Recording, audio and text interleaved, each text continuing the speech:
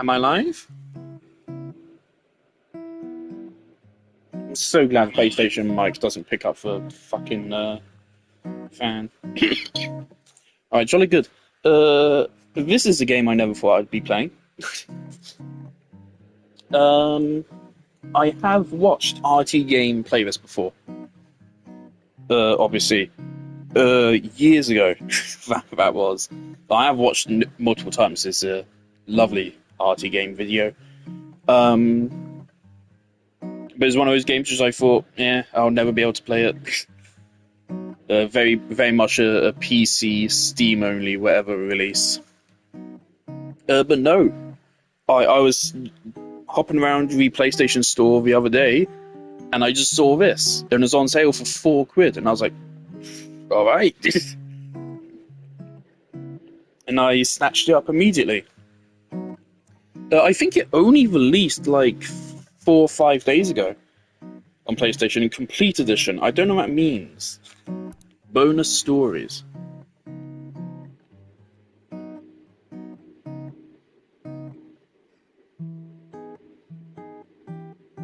Okay.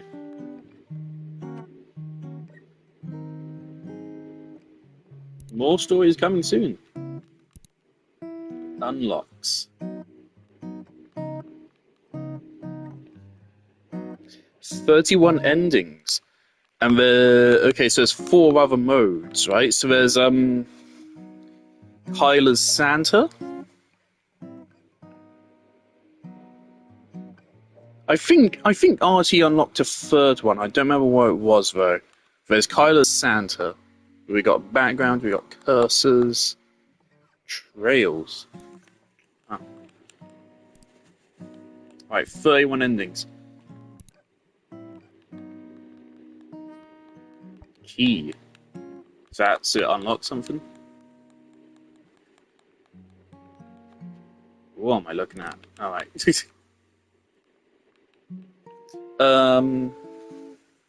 This is a comedy game?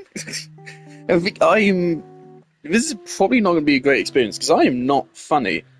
I have a slight fear going into this. So this is kind of a game where like it's really good to watch a streamer that's funny play it, but playing it itself may not be as good. That's a concern I have. There's a good chance I'm just going to shut up eventually. So, alright, let's just go. Kyle woke up. He is famous. Alright, let me turn the game up a little bit more. So I got the fan on. So we're currently back in a heat wave in England, and it's a nightmare. It's 30 degrees. Well, it peaked at 30 degrees today. Tomorrow, 31. Tuesday, 34. Wednesday, the entire country is just going to die on Wednesday. Wednesday is 35. And Thursday is 34. Then we're dropping back down to 28. And we're staying in the low to mid 20s for the rest of the week after that. So England is melting. And it's also part of why I chose this game to play right now, because it shouldn't overheat the PlayStation.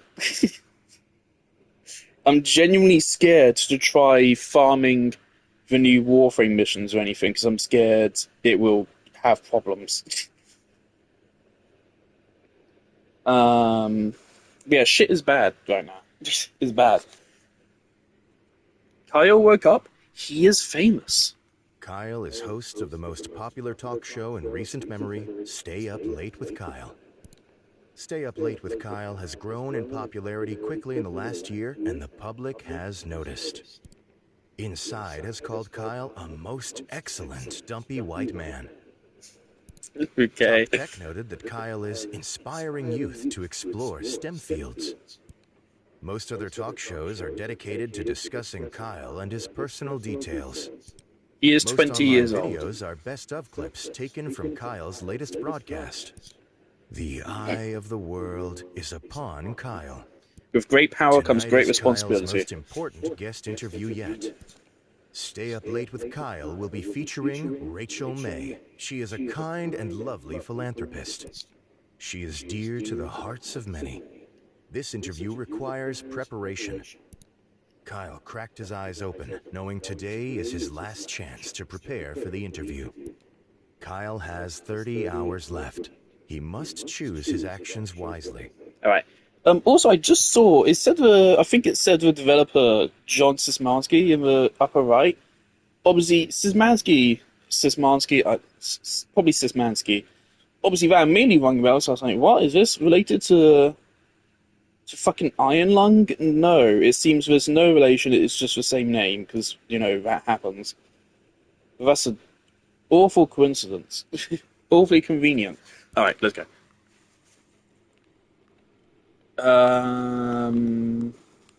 Wither away. I thought there was a timer. Decided to stay put and wither away.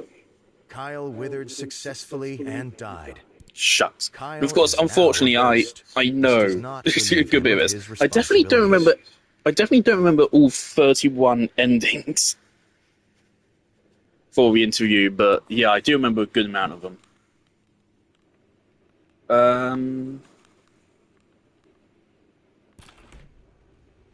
Yeah, we need an outfit. Kyle decided to take some time to choose the perfect outfit, knowing how Kyle miraculously crammed his dumpy body into the suit.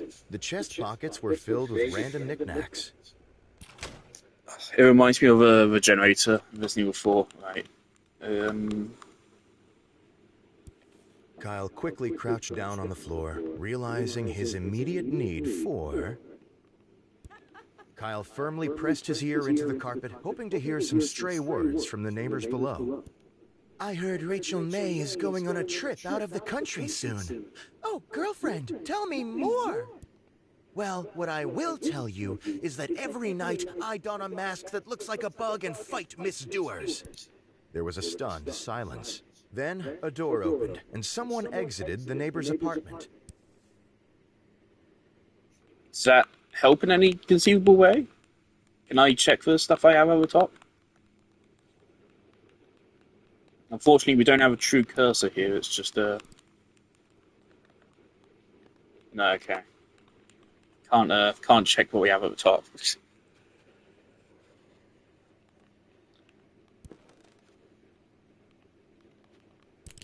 Kyle wrote down his first question. Kyle wrote down his second question. Okay, we're gonna play this just like as normally as possible, but we're a ghost. Kyle wrote down his third question. Kyle wrote down his last question. Kyle ripped his page of notes.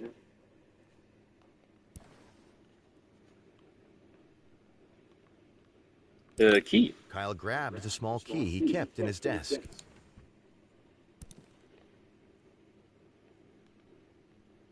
It really takes us an hour to sit up from the desk. Alright. Kyle walked over to the strange door in the hallway, but found quickly that the door was locked from the inside. Kyle used his ghostly powers to walk straight through the door. Kyle Well, we're about to run out of the time. dilapidated sewing machine. Its box was only half removed. Well, Kyle hurried to the set. Per normal, he ceased to be a ghost before he arrived. Sitting across from his host chair never was mind, a we're fine. glamorous woman with an air of genuinity. As Kyle approached her, Rachel looked up and smiled. Good evening, Kyle, she said, looking him in the eyes. I've been looking forward to being here. Kyle responded. And I as well, Rachel, answered Kyle, extending his hand in greeting. You are a most welcome guest. After other mild exchanges of pleasantries, Kyle and Rachel were prompted to take their places for the broadcast. A moment after seating, the studio lights brightened and the cameras clicked on. let's just play it normal. Good evening, everyone, said Kyle, looking at the camera. Welcome back to Stay Up Late with Kyle. Tonight, I have the pleasure of interviewing the lovely Rachel May, who needs no more introduction. Kyle motioned to Rachel, who smiled and waved at the camera. Hello, Kyle, she said. I'm glad to be here. In response, Kyle collapsed on the floor. Did I not eat anything? From a combination of stressful preparation and not eating anything, Kyle... Nobody in the studio quite knew what to do with him. They began to poke Kyle in the back to see if he moved. After a while, they ended the broadcast, shut off the lights, and went home. Kyle was left face first on the floor. Well. Right, let's get. Okay, optimize. Where do we even get stuff to eat? Kyle quickly crouched down. Kyle started to pick between the fuzz of his bedroom carpet, hoping to catch a stray beetle or two. Soon, he had a small handful of various insects, dead and alive. Kyle threw back his head and crammed the sticky, wriggling mass into his mouth. He felt refreshed. Jolly good. Kyle decided to take some time to choose the perfect... Kyle... Alright. Need to write notes. Kyle wrote down his first question. Kyle wrote... Very normal. Kyle wrote down... The most normal interview ever.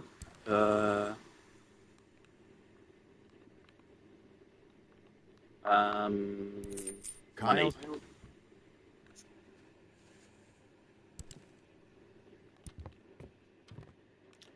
Oh, kitchen.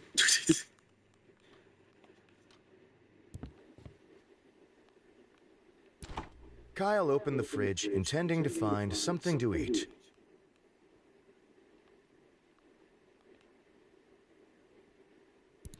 Kyle constructed a breakfast of poached eggs and toast, along with a small fruit cup and grilled sausage. Kyle ate his breakfast slowly and thoughtfully, enjoying every bite. He felt refreshed. Alright, so we have bad food and we have good food. Interesting. Kyle wanted to access the pantry. Okay. Kyle, sitting as Kyle... Good evening, Kyle. Kyle responded. And I as well. After other mild... A moment after... Good evening. Kyle vomited all of the horrible here we go. things he'd eaten earlier onto the floor. Rachel looked at Kyle, concerned, gave a couple coughs, and decided to play it cool and keep the show running. Kyle stopped, then vomited again, then continued with a shaky voice. Tonight, I have the pleasure of interviewing the lovely Rachel May, who needs no more introduction. Kyle motioned to Rachel, who smiled and waved at the camera. Hello, Kyle, she said. I'm glad to be here. Well, I'm sure we'll have a lot to discuss. So we might as well dive right in, said Kyle. I'm very ready, said Rachel with a winning smile. Kyle produced the notes he had taken earlier. Rachel, I and many others would love to know, are you a mother? Kyle looked up from his notes. Well, being a single woman with a career, she answered, that's not something that has crossed my mind. Rachel smiled genuinely at Kyle. Very reasonable indeed, said Kyle. He referenced his paper of questions. Kyle asked another question. Rachel, you managed to keep such a thin and healthy figure, said Kyle. What is your best diet tip? Well, a good diet starts with a plan, answered Rachel. And don't break it. Cheat days can turn into a habit. That's good advice. But, she continued, that doesn't mean a midnight snack here and there isn't allowed. She smiled. That's Kyle looked at contradictory. his flabby self, decided not to comment, and moved on. Kyle asked another question. You've been involved in a lot of different things, said Kyle, but what's your funniest story? Well, that's a great question, Kyle, said Rachel. I think the story I always remember is the first time I tried to make dinner for my family. In the soup I made, I swapped out the water with milk and tipped the whole jar of salt in the pot. While my family was sick from trying to eat it, I swiped their things and locked myself in my room. Rachel laughed elegantly.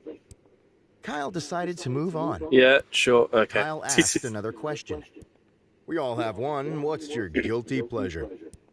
Ooh, well, that's an easy answer, said Rachel, dipping pickles in chocolate sauce. That's It disgusting. might sound strange, but it's tangy and sweet at the same time. I eat it far too often. After reading his final question, Kyle looked up from his paper. Well, Rachel, he said, I think that's all I was planning on asking you. If that's the case, Kyle, may I ask you something in return? Asked Rachel, smiling one more time. Do you prepare for your interviews in advance? Because you seem very together. Before Kyle could answer, the camera shut down. The broadcast was over. Kyle returned home knowing the interview had gone well. But as he lay in bed and drifted to sleep, he felt Very that good. We got perhaps something was still missing? the normal ending. And I got a trophy for it.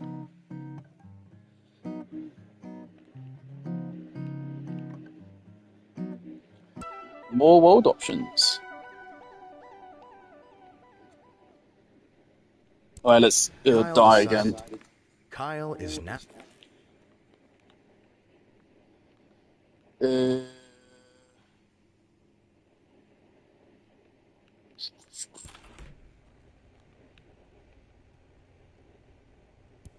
Kyle knelt down and inspected the old, rusty container that had been in his closet for ages. It was Alright, blade in the closet. Kyle decided on a fashion-forward, casual style. He could barely see out of the goggles. Okay, notes. Kyle wrote down his first question. Kyle wrote down his second question. Kyle wrote down his third question. Kyle wrote down his last question. Kyle... Right, that'll go well. Ooh.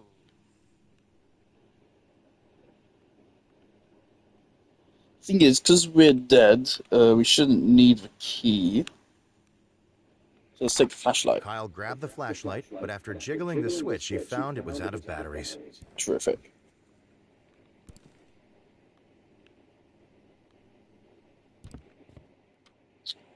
Oh boy, are we gonna have enough?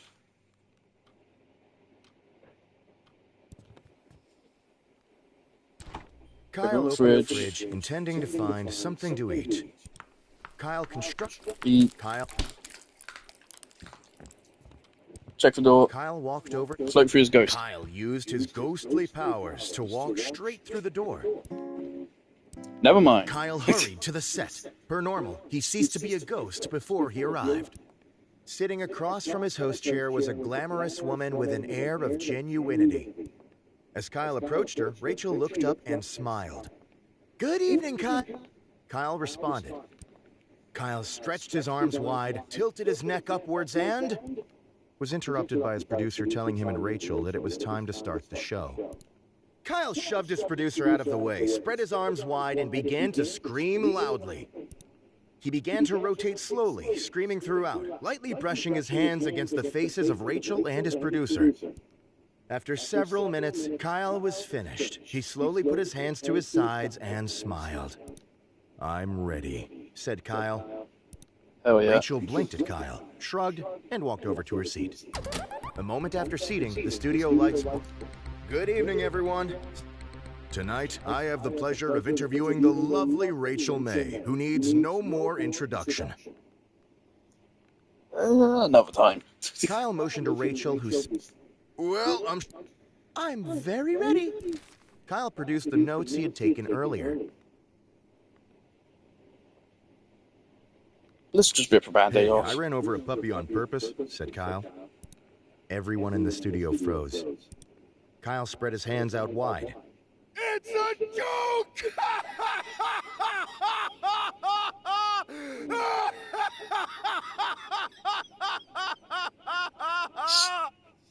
He started laughing from the bottom of his stomach.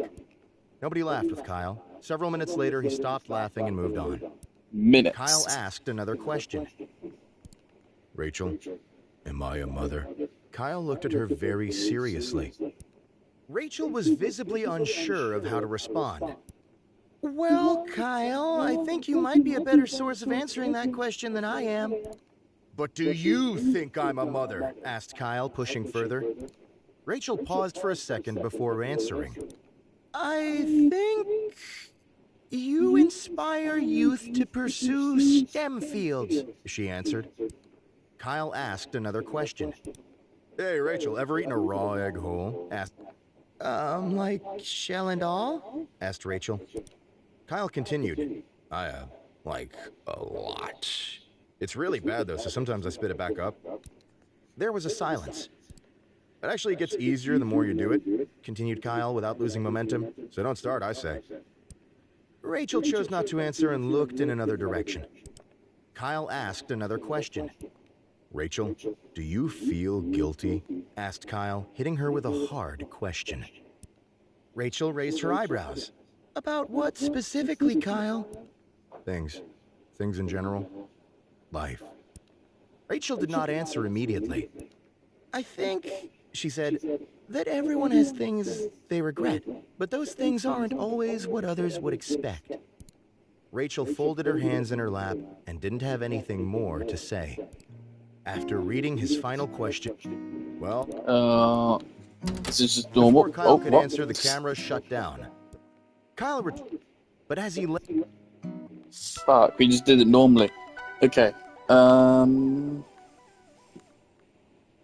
Let's die again. Kyle. Okay. We're just not gonna prepare. Let's just do some exploring. Kyle walked over to the Kyle. It's a claymore. Expecting a battle, Kyle grabbed the laser claymore. Alright, I know what to do with this. This was one of the many mysterious artifacts Kyle had been sent over the years. Kyle began pounding the mysterious artifact with both fists. Within a few hours, it had become dust. An ancient force trapped in the artifact was released and turned Kyle into a lizard demon. Alright, sure. Kyle walked up. Okay, there's nothing there. Alright.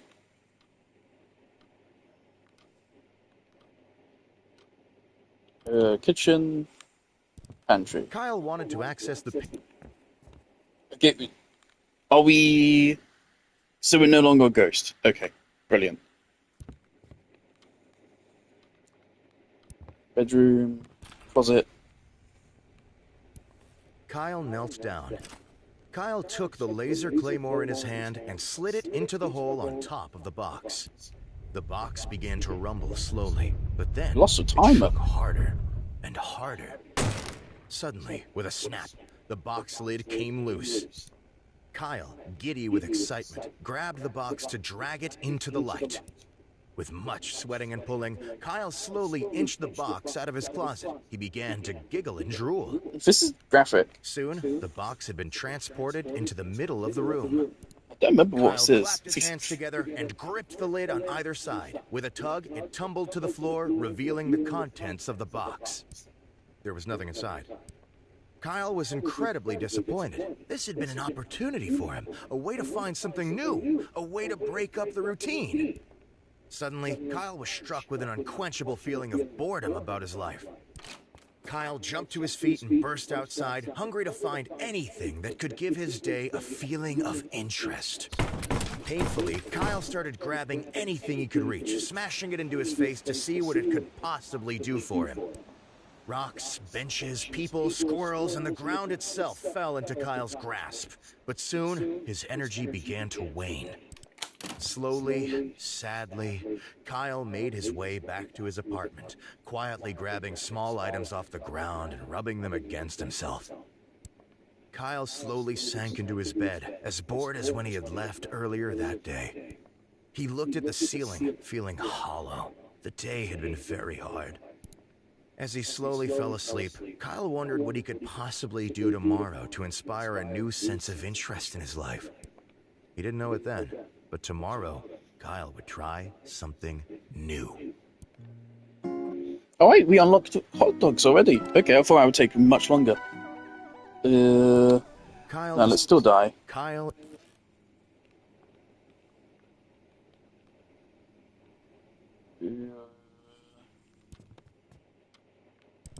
Kyle walked over to the strange...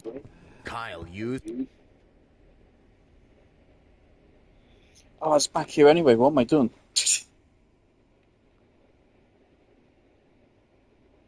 Okay, This was one of the many- let's be a lizard Kyle demon. be- an ancient force trapped.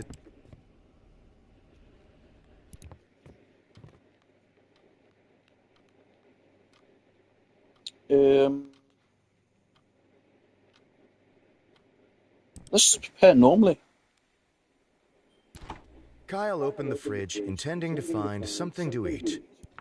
Kyle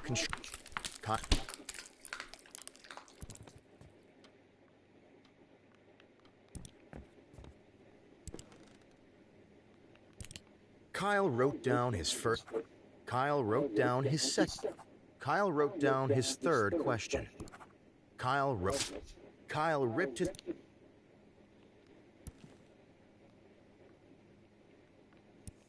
Kyle quickly crouched down on the floor, Resources. realizing his immediate need for.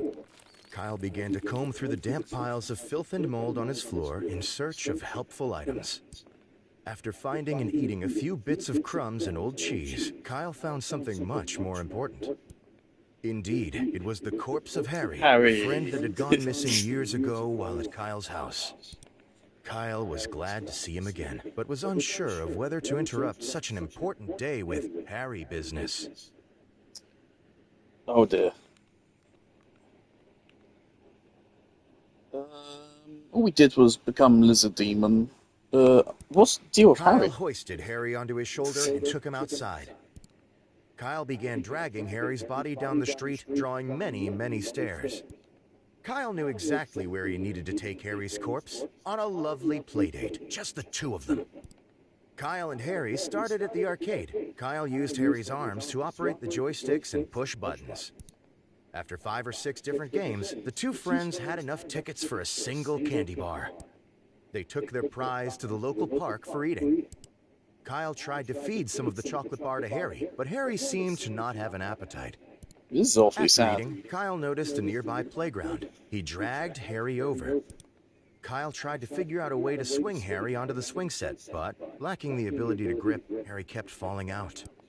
Instead, Kyle started to lug Harry to the top of the slide and shove him down time and time again.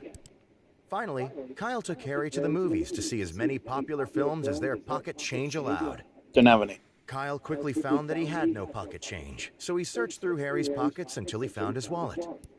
Kyle bought 2 tickets to wait, never mind, we're good. Romance. After getting inside, Kyle left Harry to go find a restroom. By the time Kyle had finished using the restroom, he had forgotten that he brought Harry along. Kyle watched A Love Romance by himself. Harry's corpse sat on a bench in the atrium. While Kyle was in the movie, a beautiful thing happened. Harry's corpse, imbued with the power of friendship and love, was reanimated.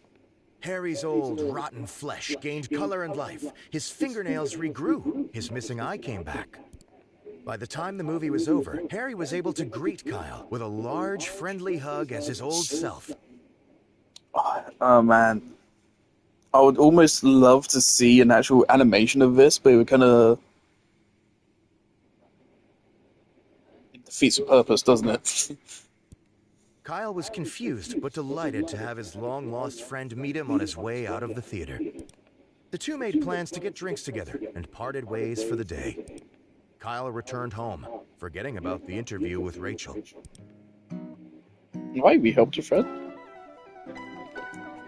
Alright. Die. Get out of bed.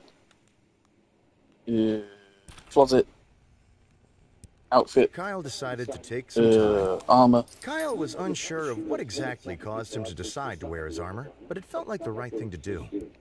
After much squeezing and sweating, Kyle managed to wrap the metal suit around his dumpy self. Alright. Notes. Kyle wrote down his first... Kyle wrote down his third question. Kyle wrote down his last question.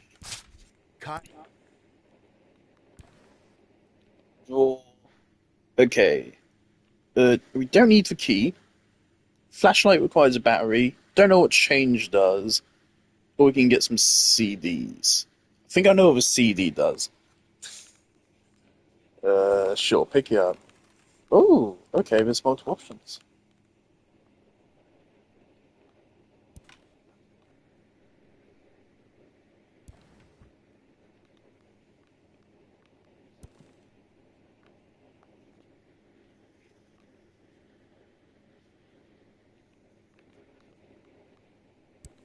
Kyle quickly crouched down on the floor, realizing his immediate need for...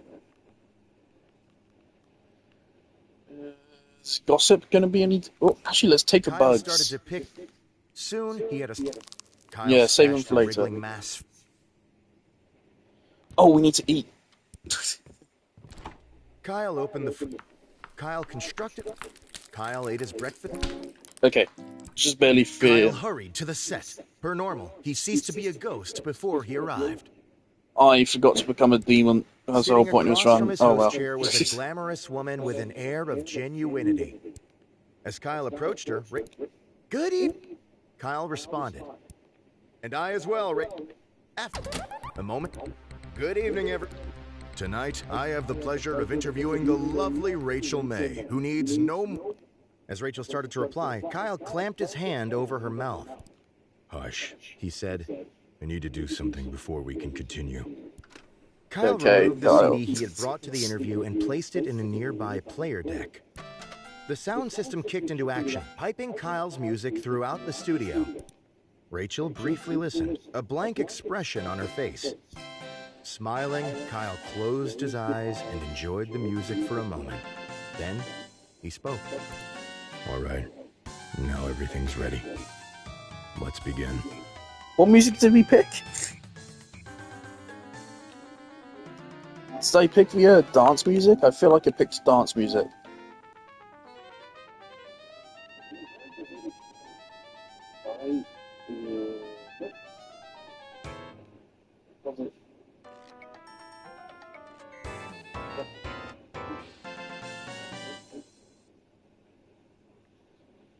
I think this was CDs.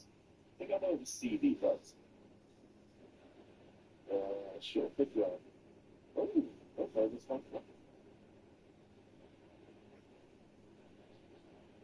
Oh no, I grabbed Festival, okay.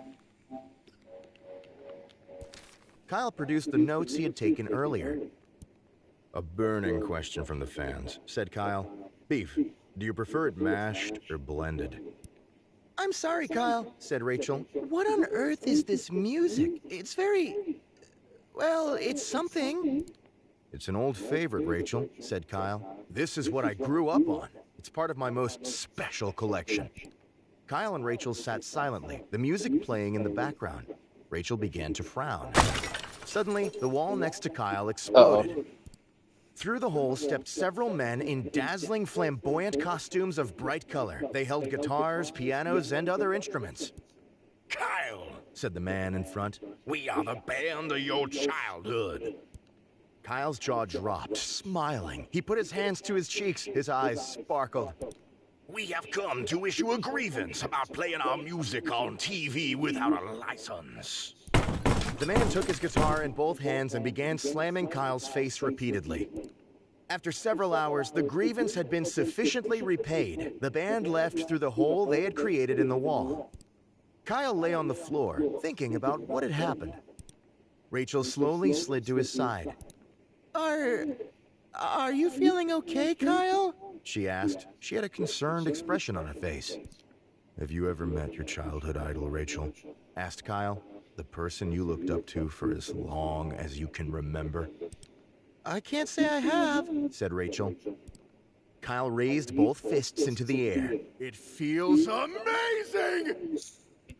Kyle spent the rest of Rachel's interview chatting happily about meeting his lifelong favorite band. Rachel listened and asked questions politely, seeming unfazed that her moment on TV had been uprooted. Eventually, the studio was out of time and the broadcast shut off. Kyle and Rachel walked out of the studio together. Kyle was grinning widely. The two said their goodbyes and walked off in separate directions. As Kyle walked home, he felt like the interview had been everything he had hoped it to be. Kyle had gotten everything he had ever wanted as a child. Alright. Does that happen with any of the CDs? Yeah. Yep. Always do this. Just min-max, you know. Alright. Let's just become a lizard demon. Kyle. This was one. Kyle began.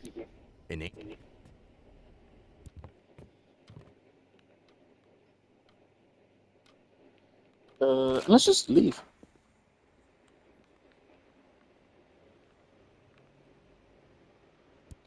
Kyle felt a sudden pull on his heart. Had he abandoned his job as a It's ghost? another ending. Was he fulfilling his spooky, ethereal role that he'd accepted while lying in bed this morning? Kyle We're realized never he going to had get no to other see what the choice. lizard He demon must actually does spend for his us. day spooking about.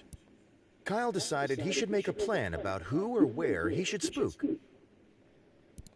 Kyle believed that Gabby would be delighted to have him spook about a bit. Kyle started to slowly creep to Gabby's door in a very spooky way. He crouched by Gabby's door, cooing quietly and waiting for her to leave so he could cause her a spook. It didn't take long. Soon, Gabby exited her apartment and started walking towards her car. Kyle crept behind her, invisible to all senses. Gabby opened the driver's side door and got in. She seemed to be leaving for some errands. Kyle was struck with a wonderful idea. Kyle started to run to the back of Gabby's car. What are we doing? Perhaps if he could catch her before she left, he could hide in the trunk. Kyle could make noises as she drove. He could follow her around on her errand, knocking over small objects nearby. Gabby put the car in reverse and floored the accelerator. Invisible to all senses, Kyle was crushed underneath the back tires of the car, creating a large boom. Gabby figured she'd hit the curb. She put the car into forward and floored the accelerator again. Kyle became locked in an endless loop of Gabby trying to move her car out of her parking space, being run over repeatedly. As the day started to wane and it drew closer to the time of Rachel's interview, Kyle ceased to be a ghost, per normal. Gabby neither noticed nor stopped. Kyle was forced to conduct Rachel's interview while being run over. Okay, this is a pretty cursed Kyle's timeline. crew moved the filming set next to Gabby's apartment. Rachel appeared. Kyle asked her many questions. They shared several laughs. The interview was successful. We're a nude lizard demon ghost being. The sound of Gabby flooring her car's accelerator drowned out large sections of the episode. Alright, sure.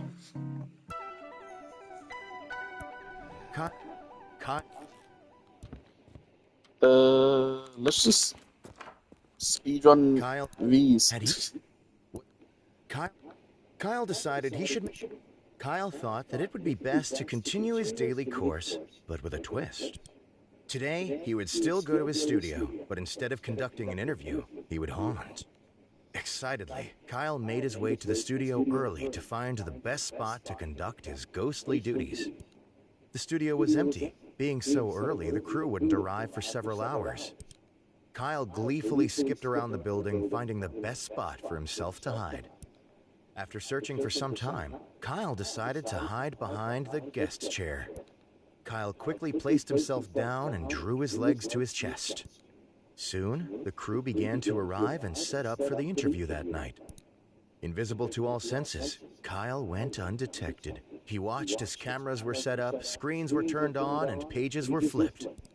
Within an hour, Rachel walked into the studio. "Hey, everyone," said Rachel, smiling kindly. "I'm ready to get prepped. Who do I need to talk to first?" Kyle's producer approached her. "Thanks for being here, Rachel. You should really talk to Andrea about makeup first, and then wait for when Kyle arrives." Kyle, knowing he was duping everyone, began to giggle uncontrollably. It was then that he, like clockwork, ceased to be a ghost. The studio grew silent. Everyone stared at Kyle, head down, clutching his legs and giggling at the floor. Kyle froze. He had found himself in a situation he had not encountered before. Kyle started to crawl out of the studio on all fours, hoping his small form would avoid attracting more attention. Everyone wordlessly watched as Kyle slowly made his way across the stage, through the production set, and out the door. As soon as he was outside the studio, Kyle broke into an all-out sprint. Kyle made his way back to his apartment as quickly as possible. Kyle sat in his kitchen and processed what had happened during his day. He vowed that he would never haunt anything again. Alright, sure. Let's go to the next one anyway. Kyle, had he a... Kyle decided Kyle could think of nobody better to spook than himself. Kyle sat on the sidewalk and looked at the ground. He took a deep breath. Kyle began to scream uncontrollably, as he had managed to spook himself by his very existence. Kyle jumped up from the sidewalk and began to run around, flailing his arms. Unfortunately, Kyle was unable to escape from the fact that he was himself. That's a loaded fucking line. Kyle spent several minutes screaming.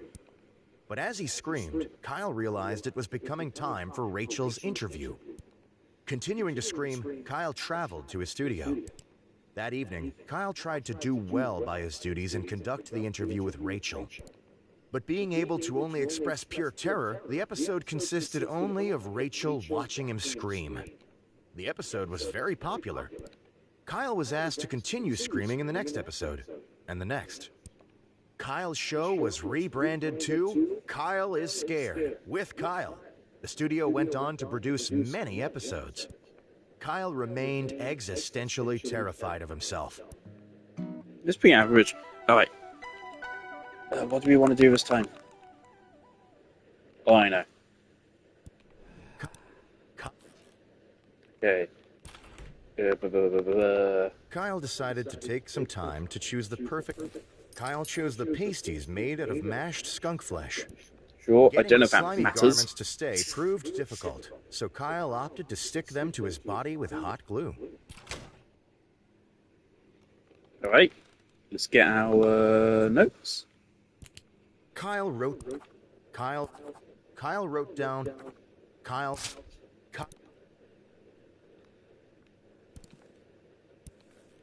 quickly crouched... Nope. Kyle opened the fridge. Kyle...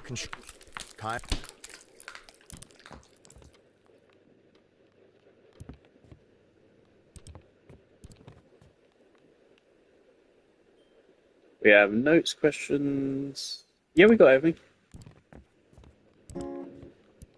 Kyle sitting good. Kyle respond.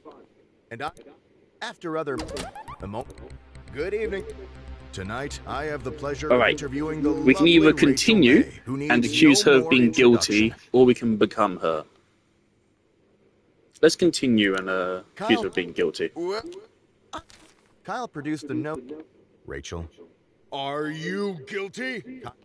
Rachel's eye twitched slightly. Guilty of what, dear Kyle? She smiled disingenuously. Guilty, spat Kyle. Of your crimes! Rachel did not answer. Her eyelids both started twitching uncontrollably.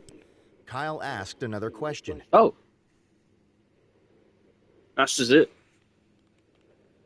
Rachel. I thought there was more to that. Well, Kyle, But do you think I'm a mother? Asked Kyle, pushing further. Rachel paused for a second before answering. I think... Kyle asked another question. We've been through this already. Kyle turned to the... Rachel. Well, Rachel, if that's the case, what on earth are you wearing? Are they made of skunks?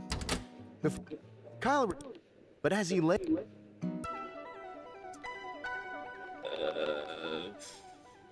Okay, let's move away. Kyle decided... Desk. Drawer. Got some change. Kyle... And grab a flashlight. Let's go on an adventure.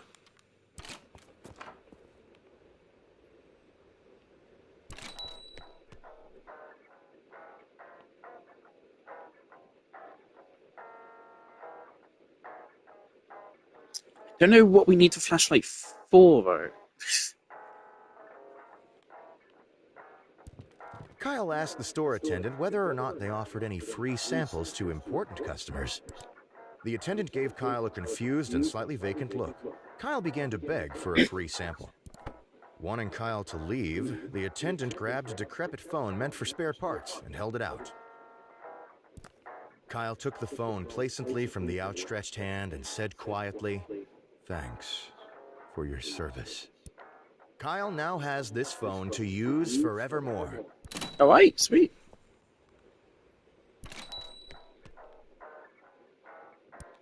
"This phone," said Kyle, "is several years old and has exposed wires coming out of the back."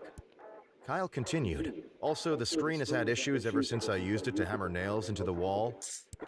Furthermore, when I submerge it in water, I get severely shocked until it runs out of battery."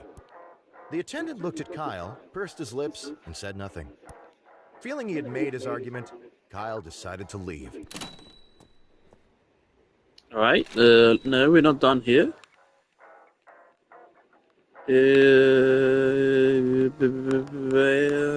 Yeah. Kyle counted out $1.98 in pennies and nickels and traded them for a small packet of batteries. Kyle crammed the batteries into his flashlight. Do we get to keep that, Kyle like the hurried phone, to the set. or Per normal, he ceased to be a this ghost is not going to before go he well? arrived. Sitting across, as Kyle approached, Rachel's smile quickly turned to shock as she realized Kyle had not put on clothes that day. Kyle waved and smiled broadly. Rachel uncomfortably averted her eyes. Kyle started making his rounds around the room, greeting each crew member, none of whom looked at him directly. As it became apparent that Kyle had no intention of leaving, Rachel made some excuses and exited the set. One by one, the crew followed suit. Kyle was left all alone. Jolly good.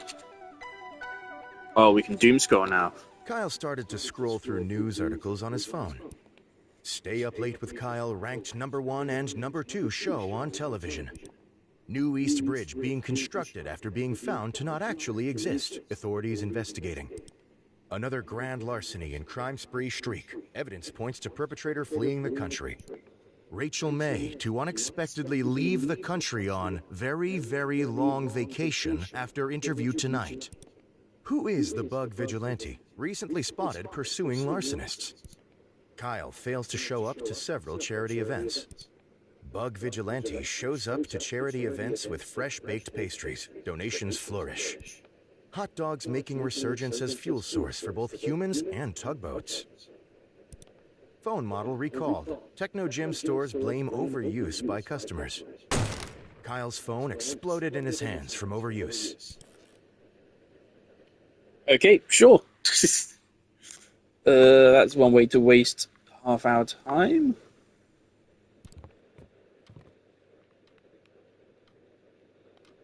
Let's take Jim. Quickly, before the attendant could acknowledge him, Kyle grabbed Techno Jim by the shoulders. Finding that Techno Jim's cardboard feet were bolted to the ground, Kyle started to heave upwards. After several tugs, Techno Jim broke free, leaving one foot and one leg behind. Kyle glanced at the attendant, who was staring, bewildered, and ran outside.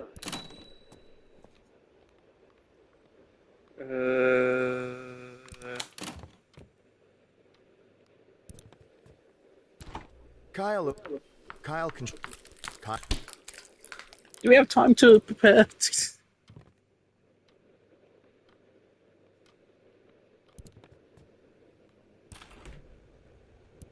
Kyle decided to Kyle hurried, sitting as Kyle approached. "Good evening, Kyle," she said. Kyle roughly shoved Rachel out of her seat and placed Techno Jim in her stead. "Hello, Techno Jim," said Kyle. "I'm going to interview you today." Kyle grasped Techno Jim's hand and tried to shake it, but instead tore it off the cardboard frame. Kyle's producer, sensing viral media, pulled the bewildered Rachel out of frame and motioned the crew to go live. Cameramen moved, lights flashed, and suddenly the studio was on air. "Hi, I'm Kyle," said Kyle, "and tonight I'm going to interview a very special guest." He pointed at Techno Jim using the dismembered arm. Techno Jim started to smoke from the heat of the lights. "Would you like to introduce yourself?" asked Kyle. Knowing Jim would probably not speak, Kyle took it upon himself to be his voice as well. "Hi, Kyle," he said, raising the pitch of his voice.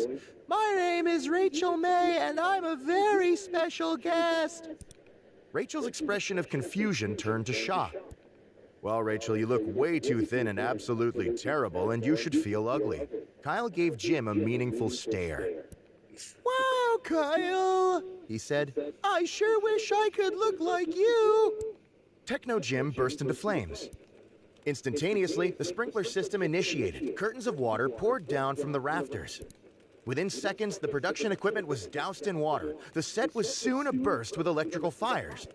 Kyle's crew abandoned their posts as cameramen and sound mixers to try to put the fires out. As the crew scrambled around, the cameras continued to run. Kyle sat, motionless, staring forward. Eventually, the fires were all put out. Kyle's producer shut off the broadcast, leaving Kyle's vacant stare as the final frame.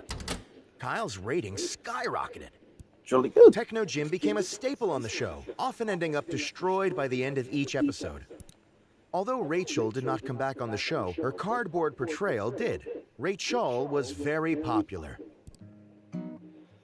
New background. Right, how are we doing? Endings. Oh my god, there's a lot.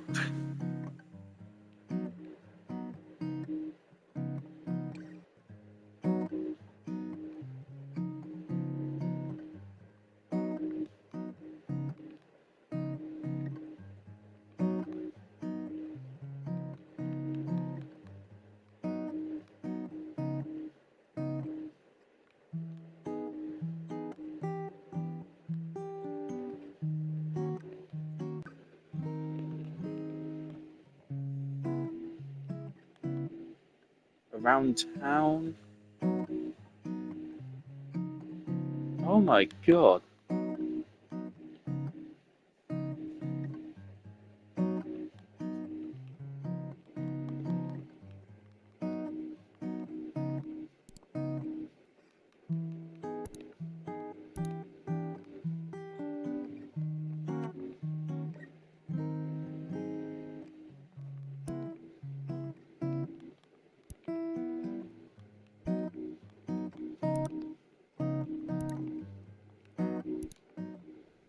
Kyle woke up. Oh, that's an assault on senses. He is famous.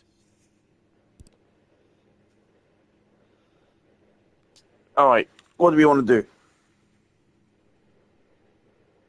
Has the lizard demon been of consequence yet? I don't think it has been. Do I just want to go to the interview as a lizard demon? I think I want to do it. Just don't know what to do with a flashlight. Oh, no, I know what to do. Kyle wrote down his... Kyle wrote down...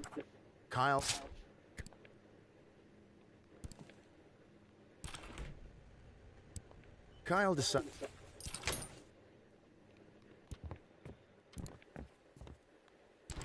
Kyle opened the fridge Kyle started... After wadding it into a crusty, moist ball, Kyle popped it into his mouth and began to chew. Several minutes of crunching later, Kyle finished and swallowed the ball whole.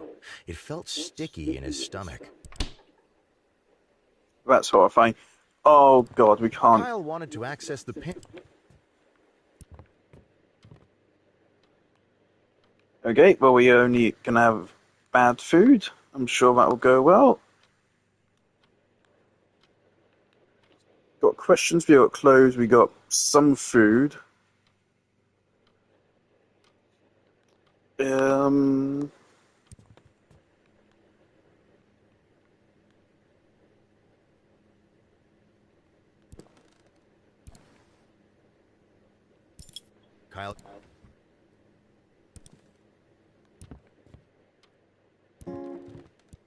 Kyle hurried to the set, sitting across from it. As Kyle good evening, Kyle responded. And after a moment, good evening, everyone, said Kyle. Rachel looked at Kyle, concerned. Tonight, However, said Kyle, suddenly dropping his voice, Rachel May is not sitting next to me. She is not new to this show. She did not walk in before me. In fact, said Kyle, I am Rachel May. Rachel looked at Kyle, confused, and silently mouthed the words, "You are who?" Kyle stood up quickly and threw his arm high above him, pointing upwards. I have never been Kyle, he proclaimed. I have never been the host of the show Stay Up Late with Kyle. Kyle looked and pointed directly at the camera.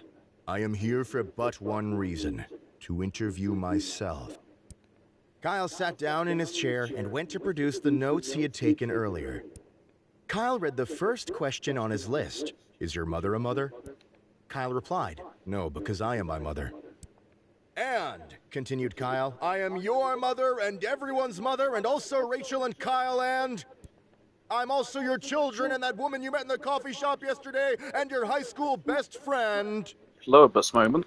And I'm your friends and I'm that person next to you and I'm also you! Kyle waved his arms around and smiled. Nobody seemed to understand. It's a magic trick! Shouted Kyle happily. I'm everyone now! Kyle got up and happily danced out of the studio, arms spread wide. Although not taken seriously at first, sociologists quickly found that Kyle's claims were true. Somehow, magically, Kyle became everyone and nobody else technically existed We just anymore. stumbled upon this. Okay, sure.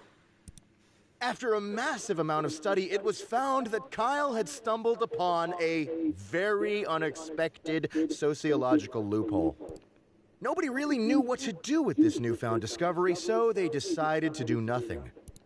Kyle continued to be theoretically everyone, and everybody else continued to be theoretically non-existent.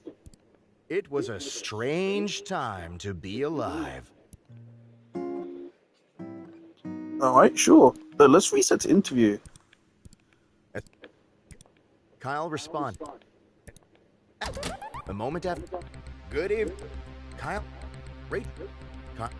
Tonight, Can we do this a little differently? Kyle. No, okay, just go straight to this. Some.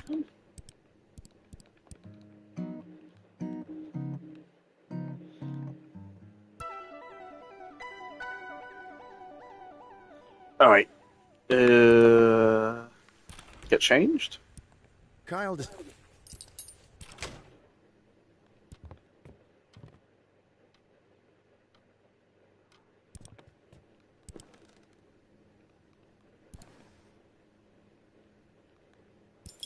Kyle.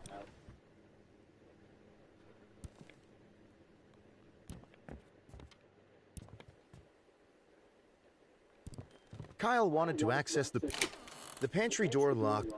Instead of an assortment of canned goods and grains, Kyle's pantry stored his massive amount of bottled lard. Yeah, have we been in here yet? I feel like... I thought we had. Kyle grabbed a bottle of... Kyle opened the fridge, intending to find something to eat. Kyle wanted to act... Instead of an... Kyle... Don't know why I did that again. Kyle wanted... Instead of an... Well, Kyle hurried to the set. got 2 bottles Sitting of across lard. from his host chair was a glamour... As... Good. Kyle responded. And I as well, Rachel. And after other mild exchange... A moment... Good evening, everyone. Tonight, I have the pleasure of interviewing the lovely Rachel May. Interesting, let's Kyle just motioned go... to Rachel, We have who no smiled and questions, waved at the so... camera. Hello, Kyle. Well, I'm sure we'll have a lot to discuss, so we might as well dive right in. Dive right into this bottle, that is. Kyle pulled out his bottle of lard, bit the top off, and chugged it. Kyle's body rejected the lard. He began to spew chunks of lard and digestive fluid in every direction. Everything within a 10-foot radius was immediately covered, including Rachel. Kyle continued to vomit. Rachel bravely fought to stay seated amidst the vomit, hoping to save the show from disaster. Unfortunately, Why does she Kyle's care? vomit had covered all of the cameras. There was no broadcast. Kyle finished spewing, eventually. The broadcast was not recoverable. All present were sent home to try again another day. As Kyle got home, he made a mental note to refill his lard supply. I consumed. Oh, wait, there's a lot of different branches we got here, I think. After a moment. Good. Tonight, I have the... cut. I'm very ready, said Rachel with a winning smile. In a shock, Kyle realized he had never bothered to prepare any notes for the interview. Knowing he had the eyes of millions upon him, Kyle came up with a solution quickly. Rachel, I need to be honest. You're not terribly interesting, and I could not think of what I should ask you. In fact, continued Kyle, I would far rather interview a fish than I would you. And furthermore, said Kyle, I'm not sure I could tell the difference between a you and a fish. Kyle leaned back in his chair and desperately hoped the blame had been shifted adequately. Rachel glowered at Kyle. Kyle glowered back. Rachel left the studio.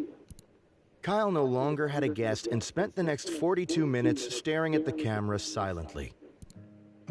All right, jolly good.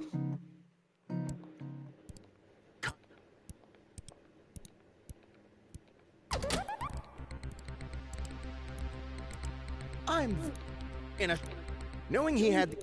Kyle ejected from his seat and ran out of the studio as quickly as possible.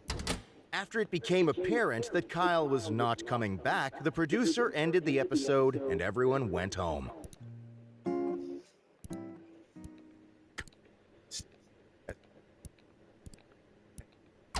A moment.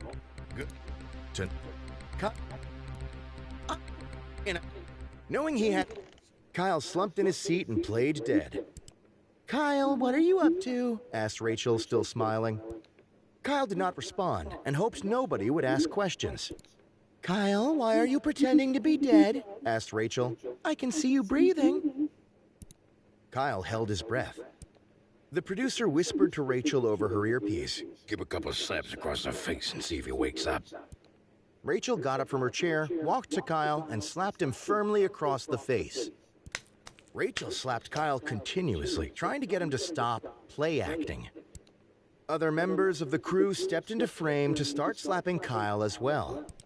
Soon, Kyle was lost in the amassment of people around him, all slapping his face with both hands. The slapping went on for many hours. Kyle did not wake up. Eventually, Kyle did not need to pretend to be unconscious. All right, sure. We got another... Good? Kyle responded. And I as well, Rachel, answered Kyle, extending his hand. After other mild exchanges of pleasure... Good evening. Tonight, I have the pleasure of... Right, now let's become her. However, now we don't have any questions. Said Kyle, so... suddenly dropping his voice. Rachel... Kyle...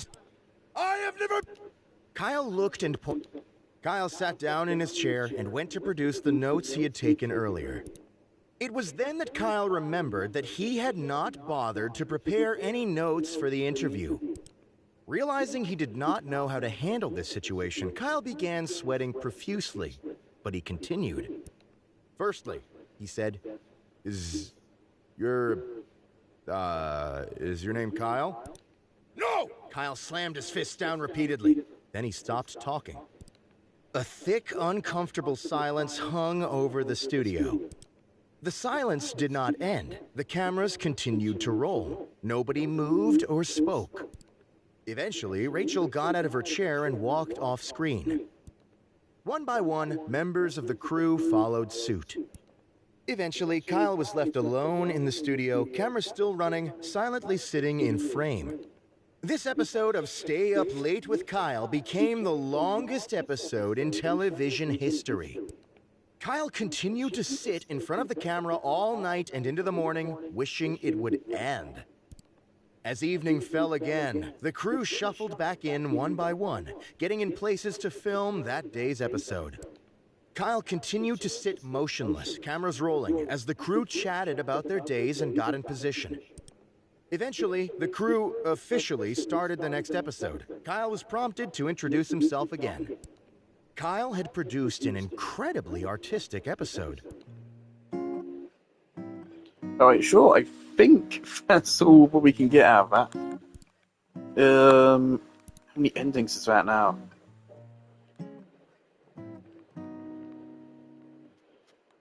Still a lot.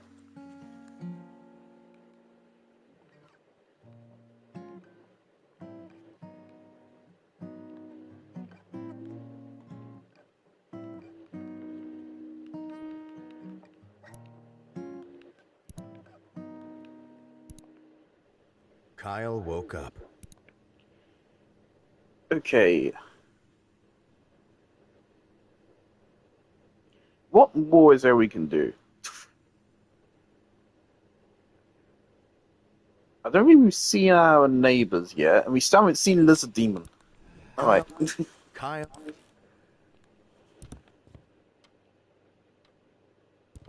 Kyle walked. Kyle. This was one. In.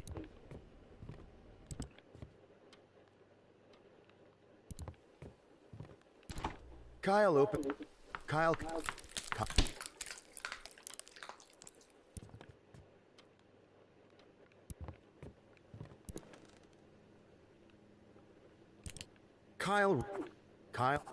Kyle wrote down his.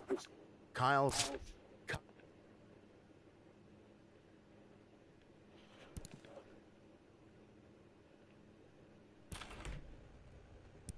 Kyle decided. Kyle hurried to the set. Per normal, he ceased to be a ghost before. Still a he Lizard arrived. Demon, right? Sitting across from his host chair was a glamorous woman with an air of genuinity. As Kyle approached her, Rachel looked up and smiled.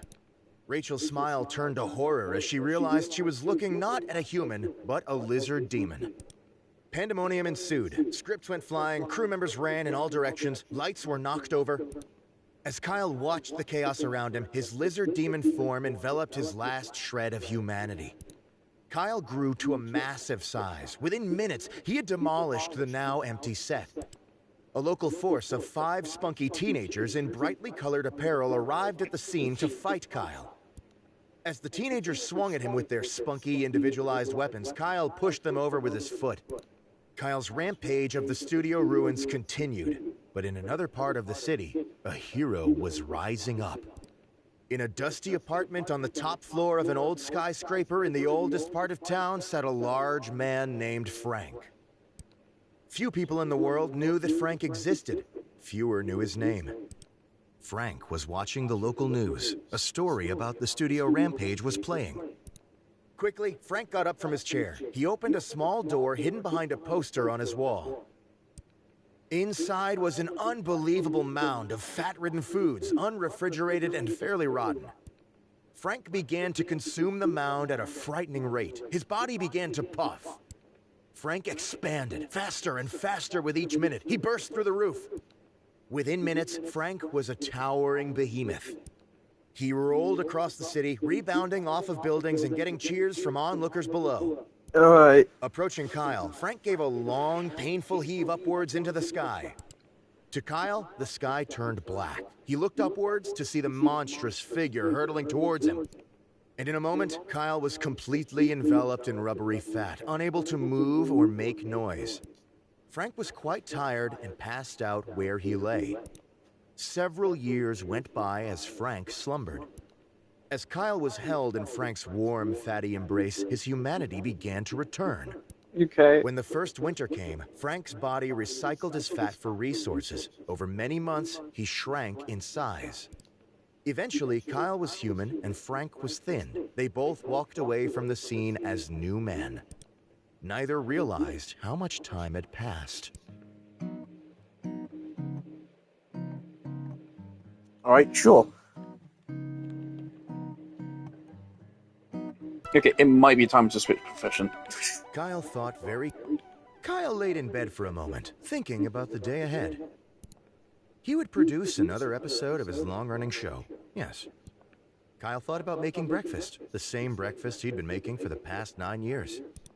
Kyle thought about the clothes he would wear. They had not changed for a long time. Kyle waited for something new and interesting to enter his head. Something fresh, something exciting. Kyle continued to wait. Nothing came to mind. In a sudden moment of inspiration, Kyle threw his covers to the ground and stepped out of bed. Kyle had made a decision. Today would not be part of an old journey. Today would be the start of something new. Kyle walked over to his desk and opened the middle drawer. He slowly removed an ancient, withered stick of meat. Okay. Today, Kyle planned to make good on his childhood passion, the career he had abandoned to become a talk show host. Kyle looked caringly at the crusty hot dog in his hands. Then, he smiled. Then he bent his lips downwards and slowly sucked the hot dog into his mouth and down into his stomach. Kyle had become a hot dog vendor. He must now prepare for his first day running a hot dog stand. Oh, it's the same options.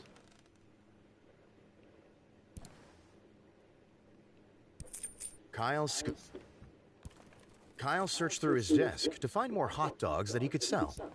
But Kyle had moved his hot dog stash somewhere else. He shut the desk drawers empty-handed.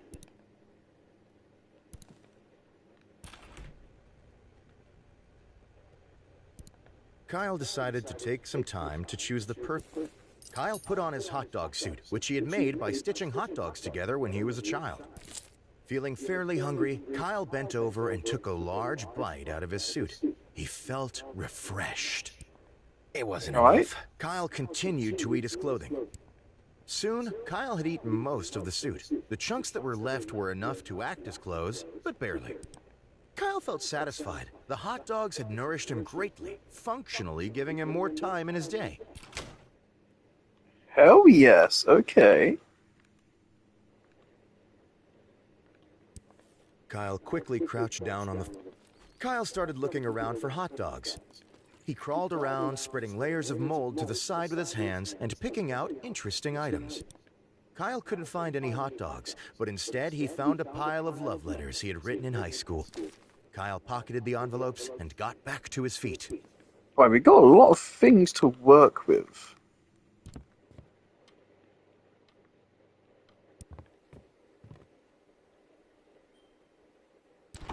Kyle opened the fridge.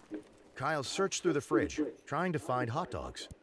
His search turned up nothing. Kyle was not surprised, as he never stored meat in his refrigerator. Kyle opened the fridge, intending to find something to eat. Kyle wanted to access the... Being in the kitchen gave Kyle a massive amount of hot dog-related nostalgia. He stood still, pondering. Kyle continued to think about hot dogs. Kyle still continued to think about hot dogs. He thought about their flavor. He thought about how different brands tasted different. Kyle thought about hot dog texture and their feeling in his hand. Kyle was still thinking about hot dogs. Kyle's skin began to dissolve its bonds and melt from standing still too long. He began to spread across the floor, creating small puddles through the kitchen. Kyle's jaw caved, causing the top of his head to slowly drop backwards and point towards the ceiling. I love how graphic this shit is. Kyle sunk lower and lower. His height was soon half of what it was before. Chunks of skin fell to the ground. Kyle's fingers and legs fell off, dissolving into drops of ooze as they dropped. It's like a fucking Thing transformation. Kyle was a large puddle of melted skin with bumps where his main features used to be. Kyle's atoms had lost all of their bonds. He had turned into nothing more than a meat-based soup. Kyle made his way to the street corner. Right, sure. After a long day of preparation, Kyle felt very ready for his first outing as a hot dog salesman. Kyle started to unpack his things onto the corner of the street. As Kyle was unpacking, his hand brushed the old love letters he had picked up earlier. He stopped. Something tugged at Kyle's heart. These letters were a piece of himself. These letters were a piece of history. Kyle realized it was time to give these letters to their original intended recipients. Kyle looked at the top letter of the stack. It was addressed to Abigail, a girl Kyle had liked during high school. Abigail had moved to the other side of the city with her husband a few years ago, but Kyle was willing to make the trip. Kyle skipped away to Abigail's house, letter in hand. It wasn't that Kyle liked Abigail anymore. It wasn't that he missed her. To Kyle, this was more important than that. After an hour of walking, Kyle finally reached Abigail's front door. With excitement in his heart, Kyle took a breath and knocked on the door. Abigail opened it. "Kyle," she said, smiling, "what are you doing here? It's been so long." "Abby," said Kyle, "I have something I want to read to you." Kyle took the letter to Abigail clutched in his hands and opened it for the first time in 14 years. "Dear Abby," he read, "I feel funny when I look at you. Sometimes I think about you when I lie awake at night, but also sometimes not, but that's less often. I also talk about you constantly to everyone when you're not around, but it's not always good things. Sometimes I also steal your lunches when you're not looking and keep them in a drawer at my house to look at when I'm bored. I want you to promise me something." Kyle looked at Abby meaningfully. "Promise you like me. And if you do like me, please show me by shoving live fish down your throat as a sign of dedication." Abigail shut the door. Kyle looked up from the letter and stopped reading. He looked at the door in front of him. He realized that Abigail probably had something to do, so he decided to leave her the letters to read later. Kyle pressed the letters against the door and pushed firmly. He took a nearby rock and drove it through the papers into the door so Abigail could not miss them. With evening dawning, Kyle went home, satisfied that he had finished an old chapter of his life. When Kyle got home, he realized that he loved writing letters to Abigail. He decided that he would continue to do so every day and make her his pen pal. Kyle fell asleep with a smile. It had been a good day. Kyle got a pen pal. Kyle made it after a... Kyle started to... But as he unpacked, Kyle realized he had not taken the important step of Tried my actually best. I'm acquiring wearing any the hot whole lot. dogs. Kyle knew that in order to continue, he was going to need to visit somewhere close by to try to acquire hot dogs. Kyle decided that the local tech store would probably have hot dogs. Kyle skipped inside, looking forward to the lovely interaction that was upon the attendant and him. The store walls were lined with electronic gadgets and apparel, important to each citizen's everyday life. Kyle was amused. He loved Techno Gym. He loved the friendly store clerks. This was a comforting place for him to be. Kyle walked straight into the employees' break room and began rummaging around for things to take with him. Within a couple minutes, Kyle had found a healthy stash of wallets and a phone, but no hot dogs. Kyle pushed past the circle of store clerks, shouting and pounding on his back to look inside the employee fridge. Inside, Kyle found several packed lunches, half-eaten subs, and a few bottled drinks, but no hot dogs.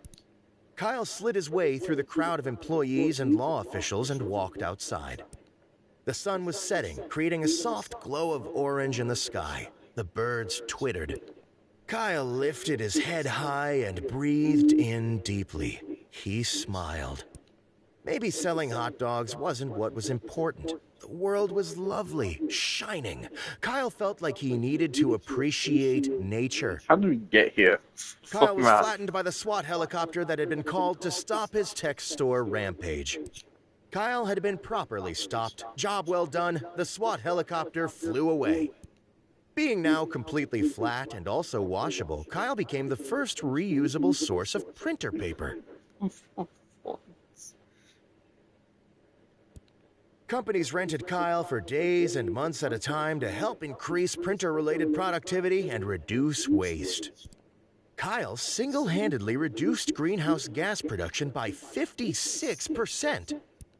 Eventually, Kyle was replaced with also renewable laser-engraved mold lumps. Humanity flourished. Became printable. survival. there's a lot we can do here. But Kyle knew that Kyle decided that it would be best to go find some hot dogs at the local orphanage. To boost their monthly income, the local orphanage ran several fundraisers that gave services to the city. Kyle subscribed to one such service.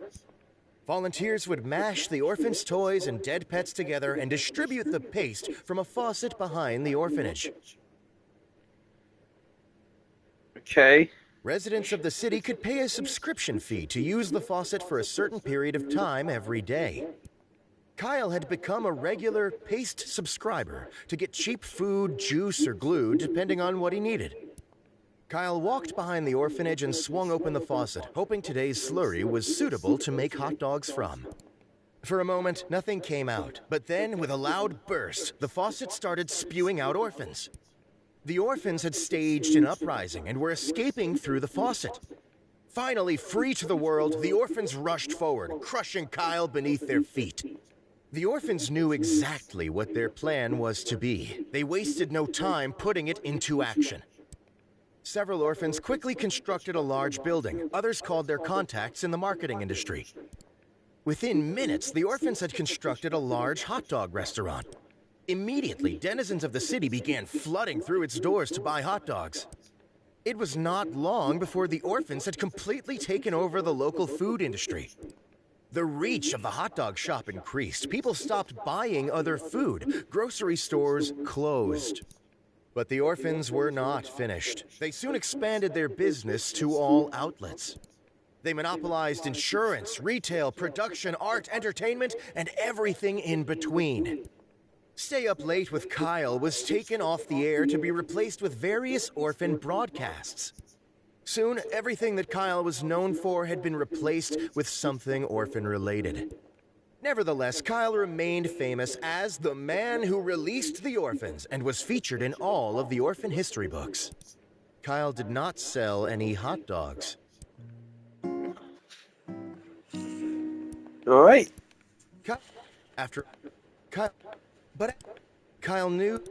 Kyle jumped into action, knowing time was of the essence. He turned around, briefly surveyed his surroundings, and entered the first door that he saw. Kyle found himself in the middle of a dilapidated warehouse that had not seen any humans for many, many years. The warehouse walls were plastered with a thick layer of grime, sticky from the damp air. But Kyle never saw the grime. All Kyle could see were the rats. Like a bristling ocean, rats covered every surface of the warehouse, floor, ceiling, walls, and everything in between. Kyle started to grab rats with both hands and shove them into his supply pack. His pack filled quickly. Kyle continued stashing rats into every open crevice. Within minutes, his pack was jam-packed with rats. Satisfied, Kyle made his way back outside. Kyle returned to his spot on the street corner. It was around the time work let out for the evening. The street was packed with pedestrians. Kyle began to wordlessly shove rats toward the passers-by close to him. Most avoided eye contact and steered around him. A few looked at the rat in Kyle's hand and frowned. After a few minutes of trying, Kyle became very frustrated. Kyle grabbed a nearby passerby, wrenched open their mouth, and drew a rat close to shove it down their gullet. But suddenly, Kyle had a realization. It was not the rats that were unpleasant to his customers. No, Kyle had forgotten to create a mascot. "Hey, you," whispered Kyle to the man gripped in his arm. "You're gonna help me." Kyle took the bag of rats and dumped it over the man's head. The man was buried in the rats. They clung to his arms and legs, creating a makeshift rat suit that covered every inch of his skin. Immediately, the man began to ravenously shill Kyle's hot dog stand to the public. He waved his arms up and down, yelling for anyone and everyone to come buy a treat. But there was a problem. The rats Kyle had intended to sell as hot dogs had already been repurposed. The crowds that had been attracted by the mascot sadly stepped away, knowing they had lost a chance at something wonderful. Eventually, Kyle and the mascot gave up. They returned to Kyle's apartment, heads hung low. Kyle and the mascot tried several times over the next few months. Before they could get their feet underneath them, however, they were written up by the FDA for extremely, extremely unhygienic marketing. The mascot was sent to jail. Kyle, being without his partner, decided to give up for good. Kyle nor the mascot sold any hot dogs. Alright.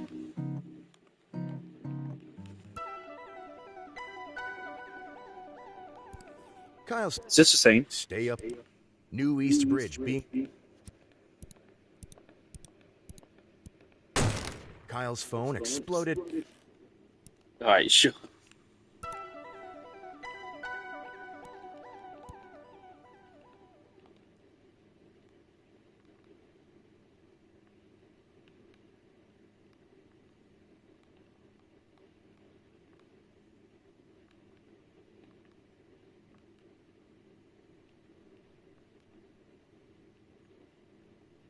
There's another ending somewhere.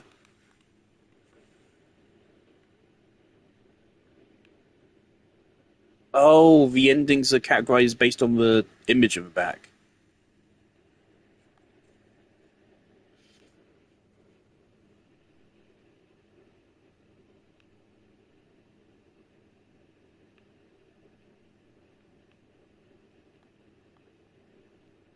Right, so these are hot dog endings.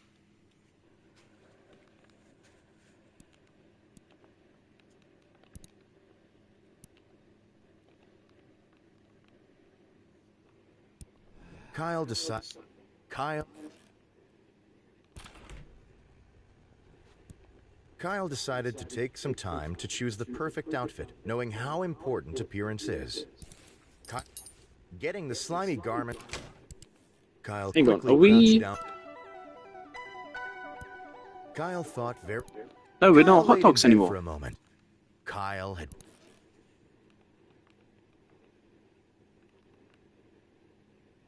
Okay, what was there? I don't think we got anything from scavenging. Kyle scooped up the change.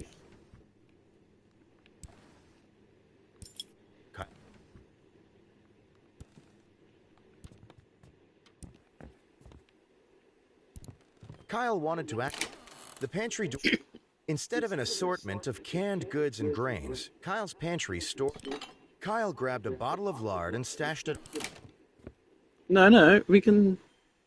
Oh, for fuck's sake, they're gone. Okay.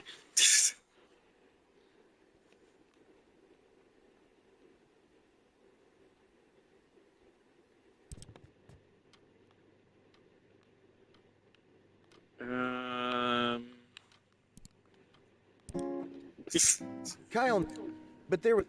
In his rush to collect, Kyle decided to continue and hope nobody noticed. Unfortunately, many people noticed. Kyle spent his night in jail for indecent exposure. The next day, Kyle was released with a small fine. He had missed his opportunity to sell hot dogs. Kyle laid... Pick it every time. Alright.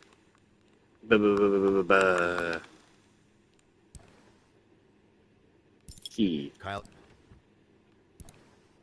Change.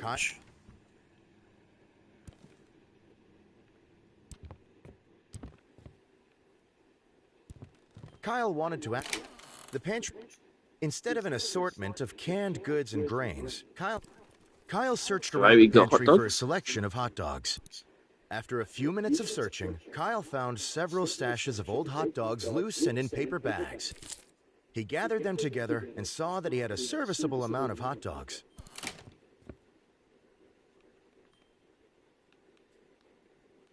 Okay, there's nothing in the fridge for us.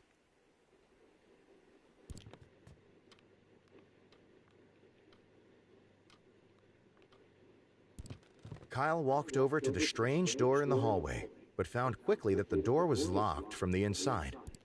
With a hum and a pop, Kyle used his massive knowledge of hot dog magic to change the door handle into a hot dog. Kyle sucked the hot dog into his mouth, opened the door, and walked through.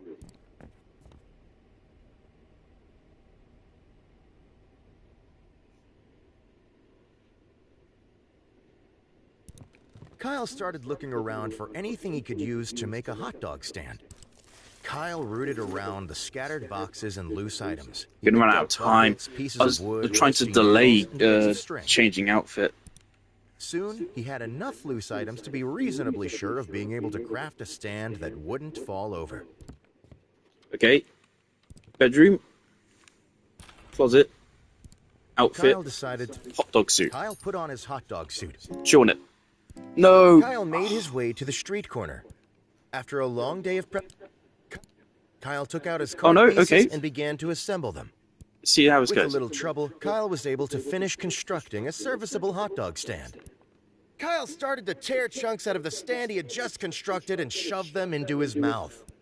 Within moments, the stand had lost most of its structural stability and collapsed into a pile on the ground. Kyle did not stop. He took no enjoyment from eating his hot dog stand, but knew he must continue. A small crowd formed around Kyle.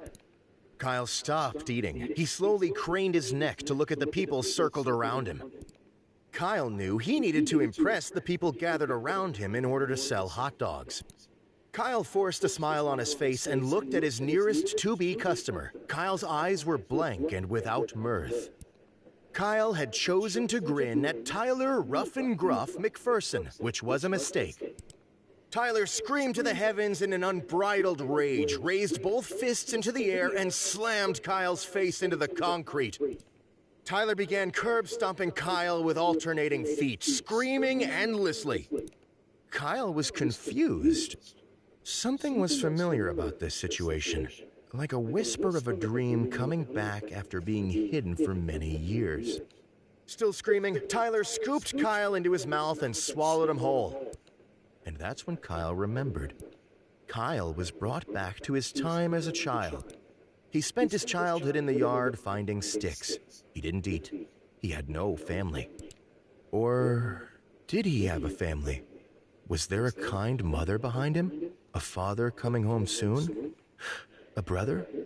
A sister? No, there was not. But there was Tyler. Tyler had started as a bump on Kyle's hand. Kyle had thought it was a bug bite or small irritation. Over time, the bump grew in size. Soon, it sprouted teeth. Kyle nurtured the bump by feeding it sticks. It continued to grow and become ever more hungry. The hungry bump had turned into a large, hairy, loud man who was also hungry. The man burst from Kyle's arm and ran off into the distance, never to be seen again. Not until today. Kyle, now in Tyler's stomach, realized that he would have a hard time selling hot dogs if he could not move on his own. Kyle stretched out, inserting his arms and feet into the inside of Tyler's limbs. Kyle began to move Tyler around, grasping at hot dogs on the table and throwing them toward Kyle's customers. Tyler was annoyed and started swinging his arms wildly and running in circles. Kyle and Tyler fought for control over Tyler's motor functions. Hot dogs were sent flying, trash cans sprayed along the sidewalk. After many, many hours of fighting, Kyle and Tyler calmed down. They sat down on the sidewalk. Kyle explained his feelings to Tyler. Kyle used Tyler's mouth to respond. As the two talked, they realized their mutual love of business, sociology, politics. Kyle and Tyler decided to go into business together. The next day was the start of a hot dog empire. Kyle and Tyler, working as a single unit, became the foremost hot dog salespeople in the nation. Their success knew no bounds. Within months, Kyle had blasted past the popularity of his old talk show. Kyle and Tyler remained good friends and were never seen apart from each other. Mostly because Kyle never managed to crawl his way back to the real world. Okay, sure. Kyle, with a little trouble, Kyle stopped. Wordlessly, Kyle reached into his mouth and down his throat. Keeping eye contact with the crowd, he grabbed the topmost chunk of stand and drew it upwards. The atmosphere of wariness became potent. Kyle started to pull chunks out of his stomach very quickly. He threw them into a pile on the ground. As the crowd watched, terrified, Kyle began sticking the pieces of the stand together with his stomach juices. Soon, Kyle had recreated his hot dog stand. But Kyle realized that his stand was only step one. With an audience around him, he must start selling his hot dogs. Kyle skipped behind his new stand, took out several old hot dogs from his pack, and laid them on the table. Nobody moved.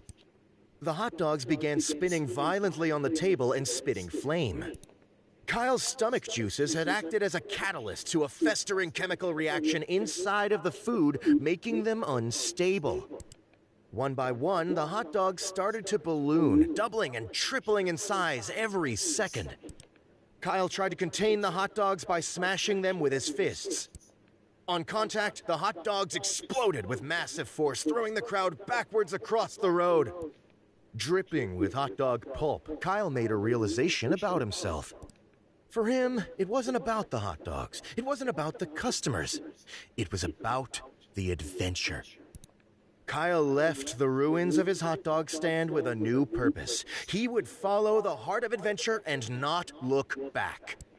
The next day, Kyle embarked on a journey to the jungle to find a healthy amount of adventure. By the time he arrived, Kyle forgot why he had come. After a moment of milling, he decided to buy a return ticket home. All right. With a little trouble, Kyle then started to place the hot dogs he had brought into the cart. They were cold, but Kyle had never cooked his hot dogs as a child and didn't want to start now. His prep finished, Kyle looked around and smiled, waiting for his first customer. It was then that Kyle realized he had not bothered to acquire any advertisement for his cart. If the hot dog stand would be a success, Kyle realized he would need to advertise all on his own. Kyle thought about his advertising options. All right. Kyle could not think of a better marketing strategy than good old-fashioned personal connection. Kyle waited for a pedestrian to walk by. Soon, a young couple walked towards him, holding hands and laughing with each other. Kyle grabbed the young man's hand from the woman, drew him close, and looked into his eyes pleadingly. "Hey, you," Kyle whispered. "There's something I need you to do for me." Kyle drew the man's hand from in front of his face and down to rest on the pile of hot dogs on his cart. He patted the top of the man's hand. There was a long, long silence. Nobody moved. Then Kyle got bored and started repeatedly smashing his own face into the hot dog pile. "Buy my hot dogs, please!" Kyle started to scream uncontrollably. The couple stood, frozen, watching Kyle bludgeon his face against the cart. Then, suddenly, Kyle used his deep knowledge of hot dog magic to start shooting hot dogs from his fingertips. Oh, and that was literally just Better Call Saul. Kyle shot the hot dogs across every part of the street. They came out of his fingers in massive amounts. Kyle couldn't resist. He tipped his fingers into his mouth and began to consume all of the hot dogs himself. Kyle didn't stop eating the hot dogs flying from his fingers. He continued to eat all evening and into the next day. Kyle didn't want to stop eating, but he knew he had responsibilities to take care of. Kyle started to walk to his studio, keeping his hands lodged in his mouth the whole way. Kyle conducted the night's interview while consuming hot dogs, and the next night's, and the next. Kyle never stopped eating hot dogs. It became part of his personality as much as anything else. Kyle began to not enjoy eating hot dogs at all times, but since it was now expected of him, he continued. Eating hot dogs became nothing more than part of his job, just like getting dressed in the morning in tax forms. Kyle had expanded his professional skill set. All right. With a little... If Kyle thought about it... Without hesitation, Kyle craned his neck towards the sky and let loose a blood-curdling scream like none other. Everyone around Kyle stopped to look at him, unhappy with the noise. Kyle's scream continued and became more and more distasteful. Soon, there was not a person in his city that was not unhappy with Kyle's screaming. Kyle continued to scream throughout the night and into the next day. People began to stop next to Kyle, foregoing work to stand and frown. The reach of his scream began to spread, reaching nearby cities, then states, then countries. The world grew a distaste for Kyle's screaming. Families spent their evenings frowning. Nobody was terribly happy. A petition to move humanity away from Kyle's screaming was created. Everyone signed it. All of the nations of the world put their minds together and created a shuttle for humanity to leave Earth. Within a day, the human race had left on a trip to a new planet, away from the sound of Kyle's screams. Kyle continued to scream for many years, hoping someone would buy a hot dog so he could stop. But there was nobody left to buy any hot dogs. Kyle was all alone. All right.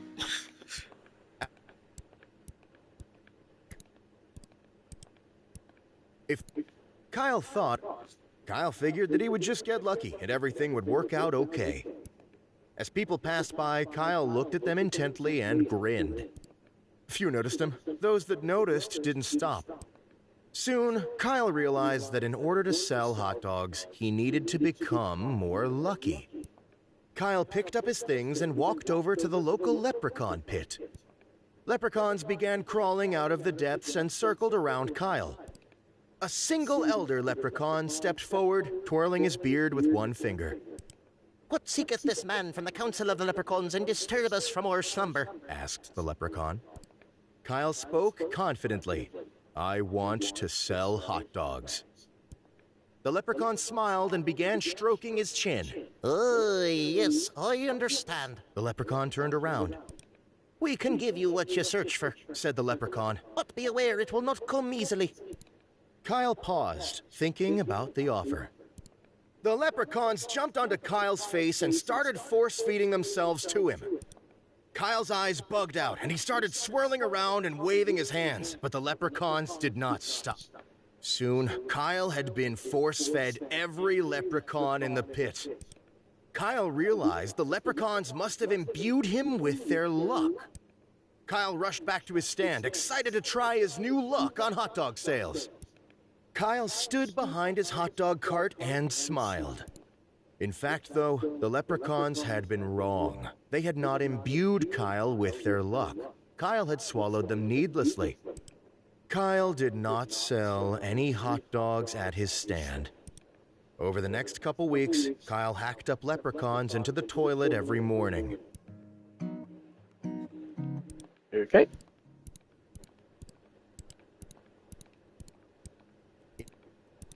Kyle thought... "What seeketh..." Kyle paused. The leprechauns looked at Kyle, tears in their eyes. The lead leprechaun turned back to Kyle sadly. "Is our leprechaun magic not pleasing to you?" Kyle did not know what to say. He stared blankly forward, saddened to cause disappointment. The leprechauns looked devastated. They hung their heads and slowly crawled back into their pit. Kyle was silent. He shuffled his feet awkwardly.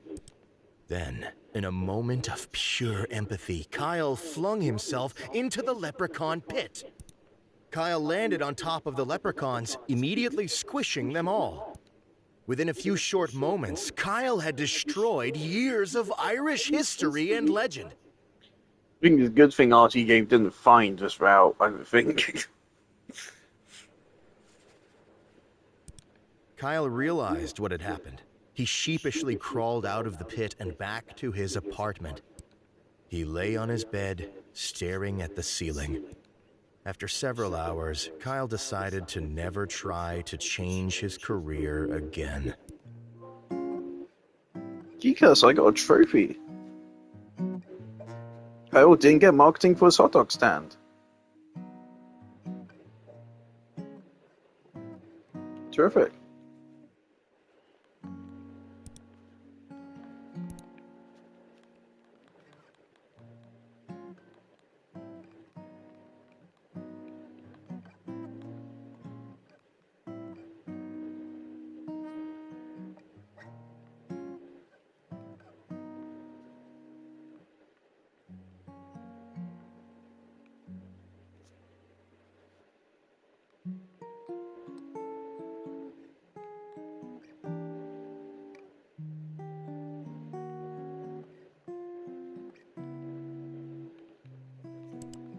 All right, let's do like one more go at hot dogs. Kyle woke. Kyle laid in bed for a moment. Kyle.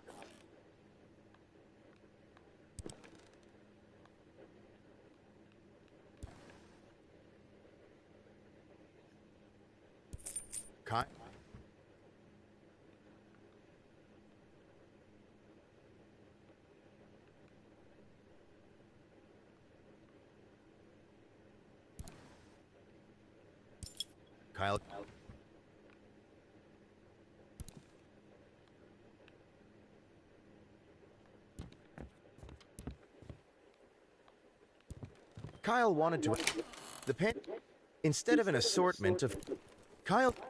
After a few minutes of he gathered them.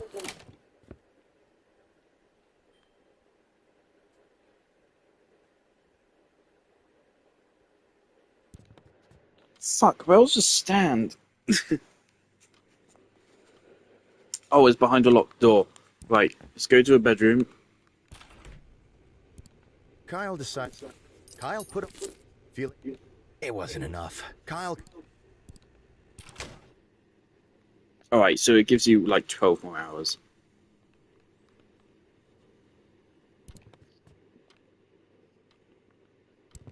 Kyle walked over to the strange door in the hallway, but with a Kyle.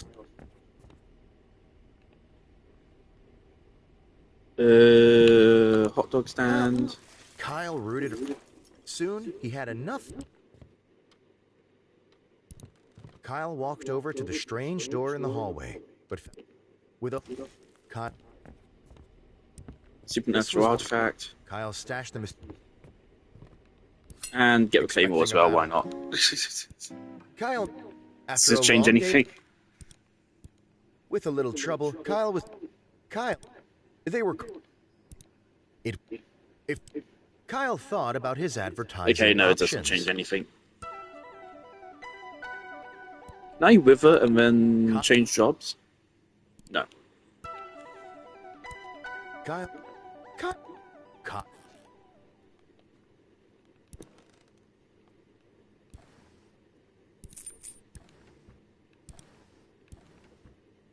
Well.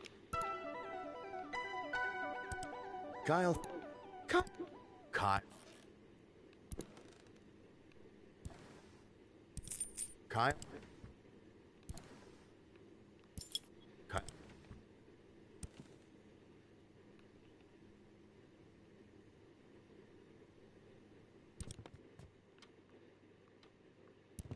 Kyle walked over to the strange with a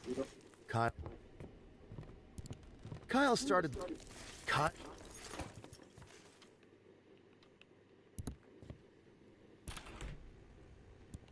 Kyle decided. Kyle put on his.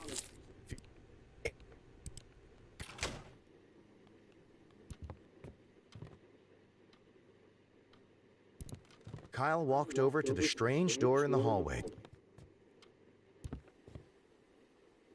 Pantry key. Instead of an assortment. After. Okay, we have hot dogs. We have 7 hours. Let's go find some marketing. Almost wish I could put down a checkpoint. It doesn't take long, but I wish I could.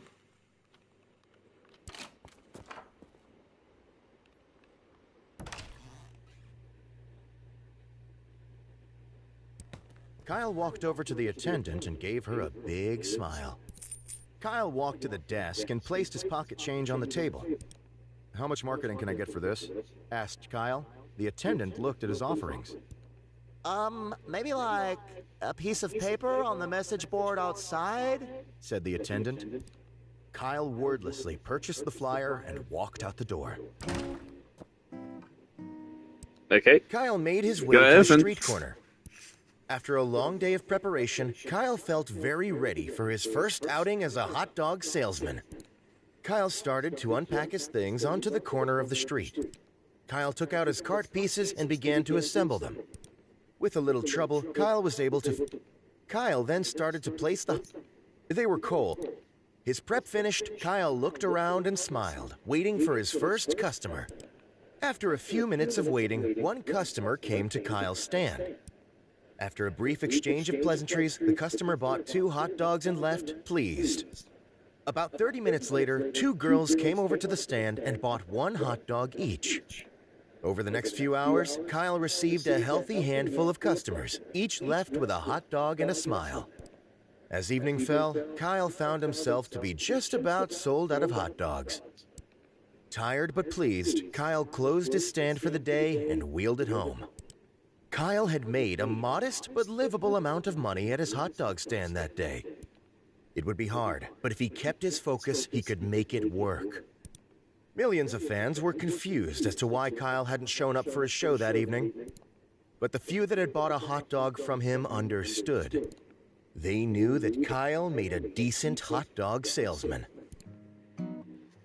All right, there we go. It's been 2 hours. See, this game is really something. Oh, there's like hints. Oh. Turn Rachel into the lizard demon, eats a ball of bugs, blab about Gabby.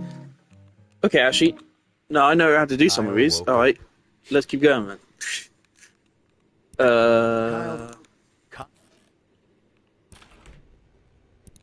Kyle decides.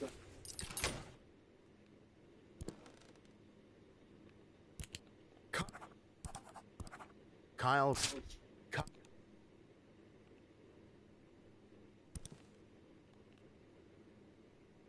Scavenge, quickly gossip. Kyle, I heard Hallway, kitchen, Kyle opened the breakfast. Kyle, Is there time to do anything else?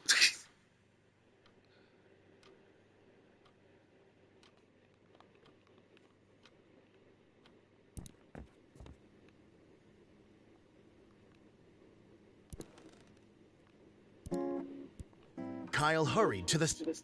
Sitting across from his host chair was a Okay, glamorous I forget. woman How with do an air we? of genuinity. We get the key from a drawer, and then we go to locked door. And I as well, Rachel, answered Kyle, extending his hand in greeting. You are a most welcome. After other. Good evening, everyone, said Kyle, looking at the camera. Welcome back to. Kyle responded. A moment after seat. Good evening, everybody, said Kyle. My neighbor is a bug vigilante. With nothing more to say on the matter, he fell silent. Rachel, also on camera, stared at her hands and wondered when she was going to be introduced. The producer started cutting to different camera angles to break the tension.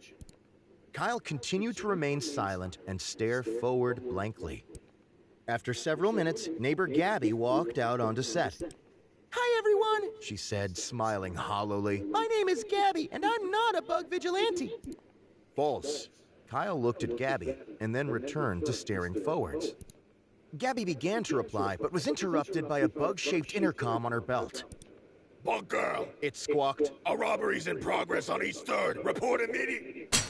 Gabby threw the intercom on the ground and crushed it under her foot. After a beat, she spoke tightly. Something has come up suddenly and I must go. Gabby left the set. Well, said Kyle, that's all the time we have for tonight. Thanks for joining us, Rachel. Kyle got up, shook Rachel's hand again, and walked past the cameras, leaving her alone. Not knowing what else to do, the producer ended the broadcast. In the coming days, fans of both Rachel and Kyle dubbed this show as a masterpiece of television. Stay Up Late with Kyle's online pages were updated to reflect this broadcast as the most popular ever. Kyle's producer later tried to have Rachel on the show again, but she was very, very, very busy. Oh, new background.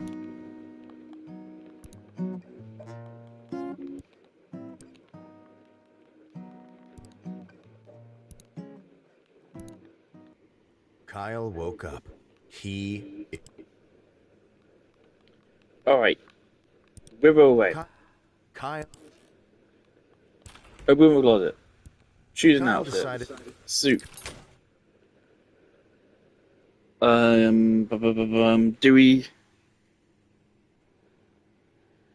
Do we need? Nah, let's not. Okay. Kyle walked over to the Kyle. This Right. week, Let's take Kyle that with us. stashed the mysterious. Let's also take the claymore.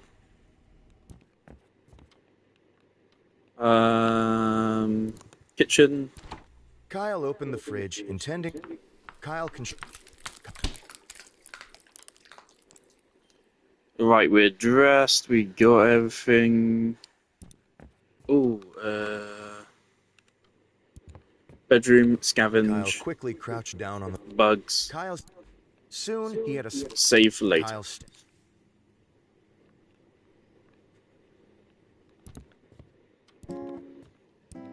Kyle hurried to the set, sitting across. As Kyle approached her, Rachel. As she approached to shake his hand, Kyle produced the supernatural artifact and winged it at Rachel's face. Within moments of the artifact colliding with her head, Rachel started to turn into a lizard demon. Rachel began to cause destruction, tipping over her lights and causing crew members to scatter. Kyle, realizing the disaster he had caused, decided it was up to him to tame the monster. Kyle started to grab nearby crew members and hurl them at Rachel. The crew members rebounded off of Rachel on all sides, causing little to no damage to her or themselves. In a lizard demon rage, Rachel rushed at Kyle and drove him into the opposite wall, face first. She began to pound Kyle's face into the wall repeatedly, littering it with head-sized holes. Kyle, having been in this situation before, felt he knew exactly what to do. Balling his fists, Kyle began to punch himself in the stomach repeatedly, causing loud gurgles and pops. Kyle's strategy did not help. He continued to be mashed into the wall. After a period of time, the artifact lodged in Rachel's face came loose and fell to the floor.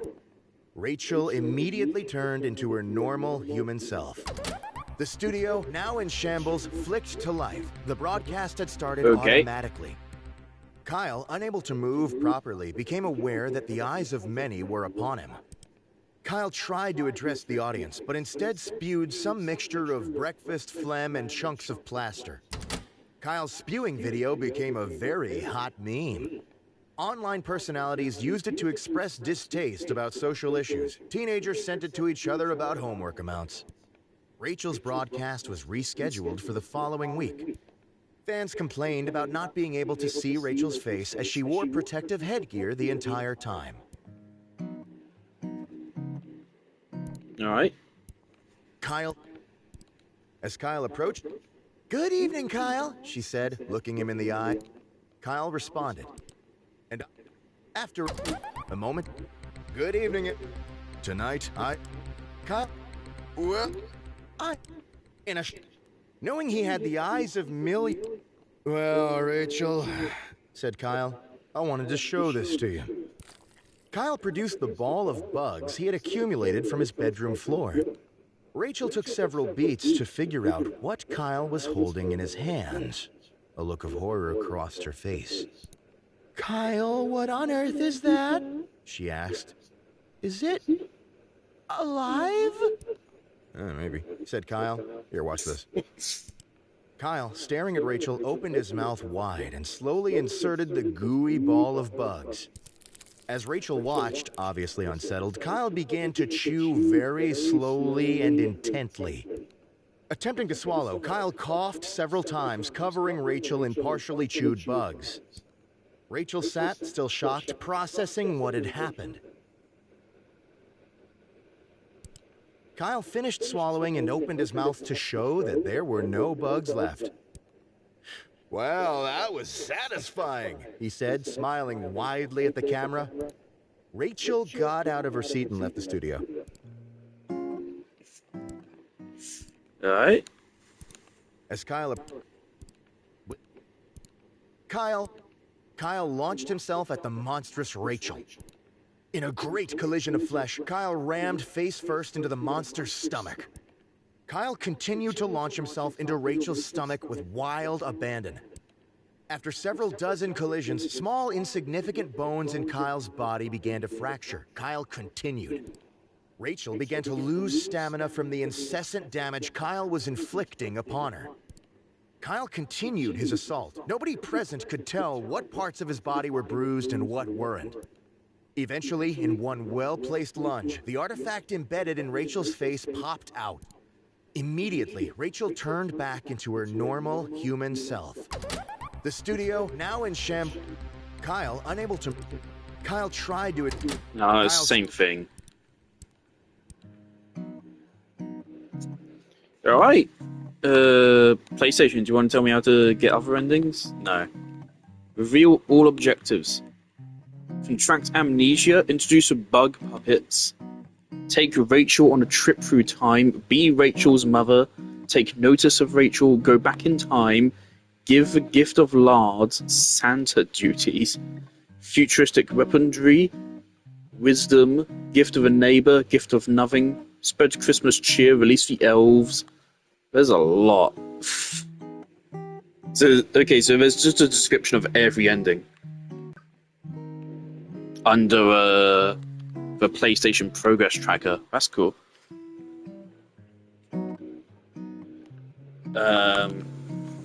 Raz Kyler's famous. We have 32 of 117 endings.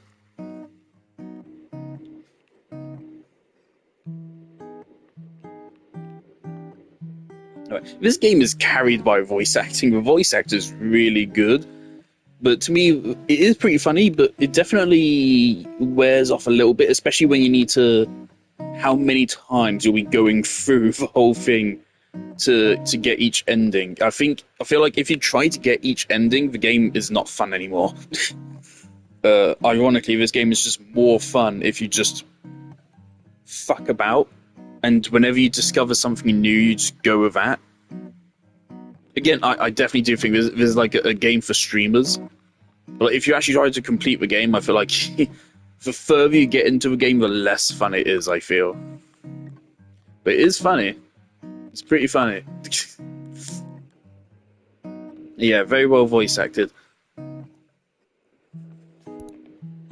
Yeah, that's that. Yeah, so I know there's a Santa scenario. I don't know what the fourth one is, and I've never heard of this. I don't know how new this is as a feature. Only 14 endings, so probably isn't that long. All right, jolly good.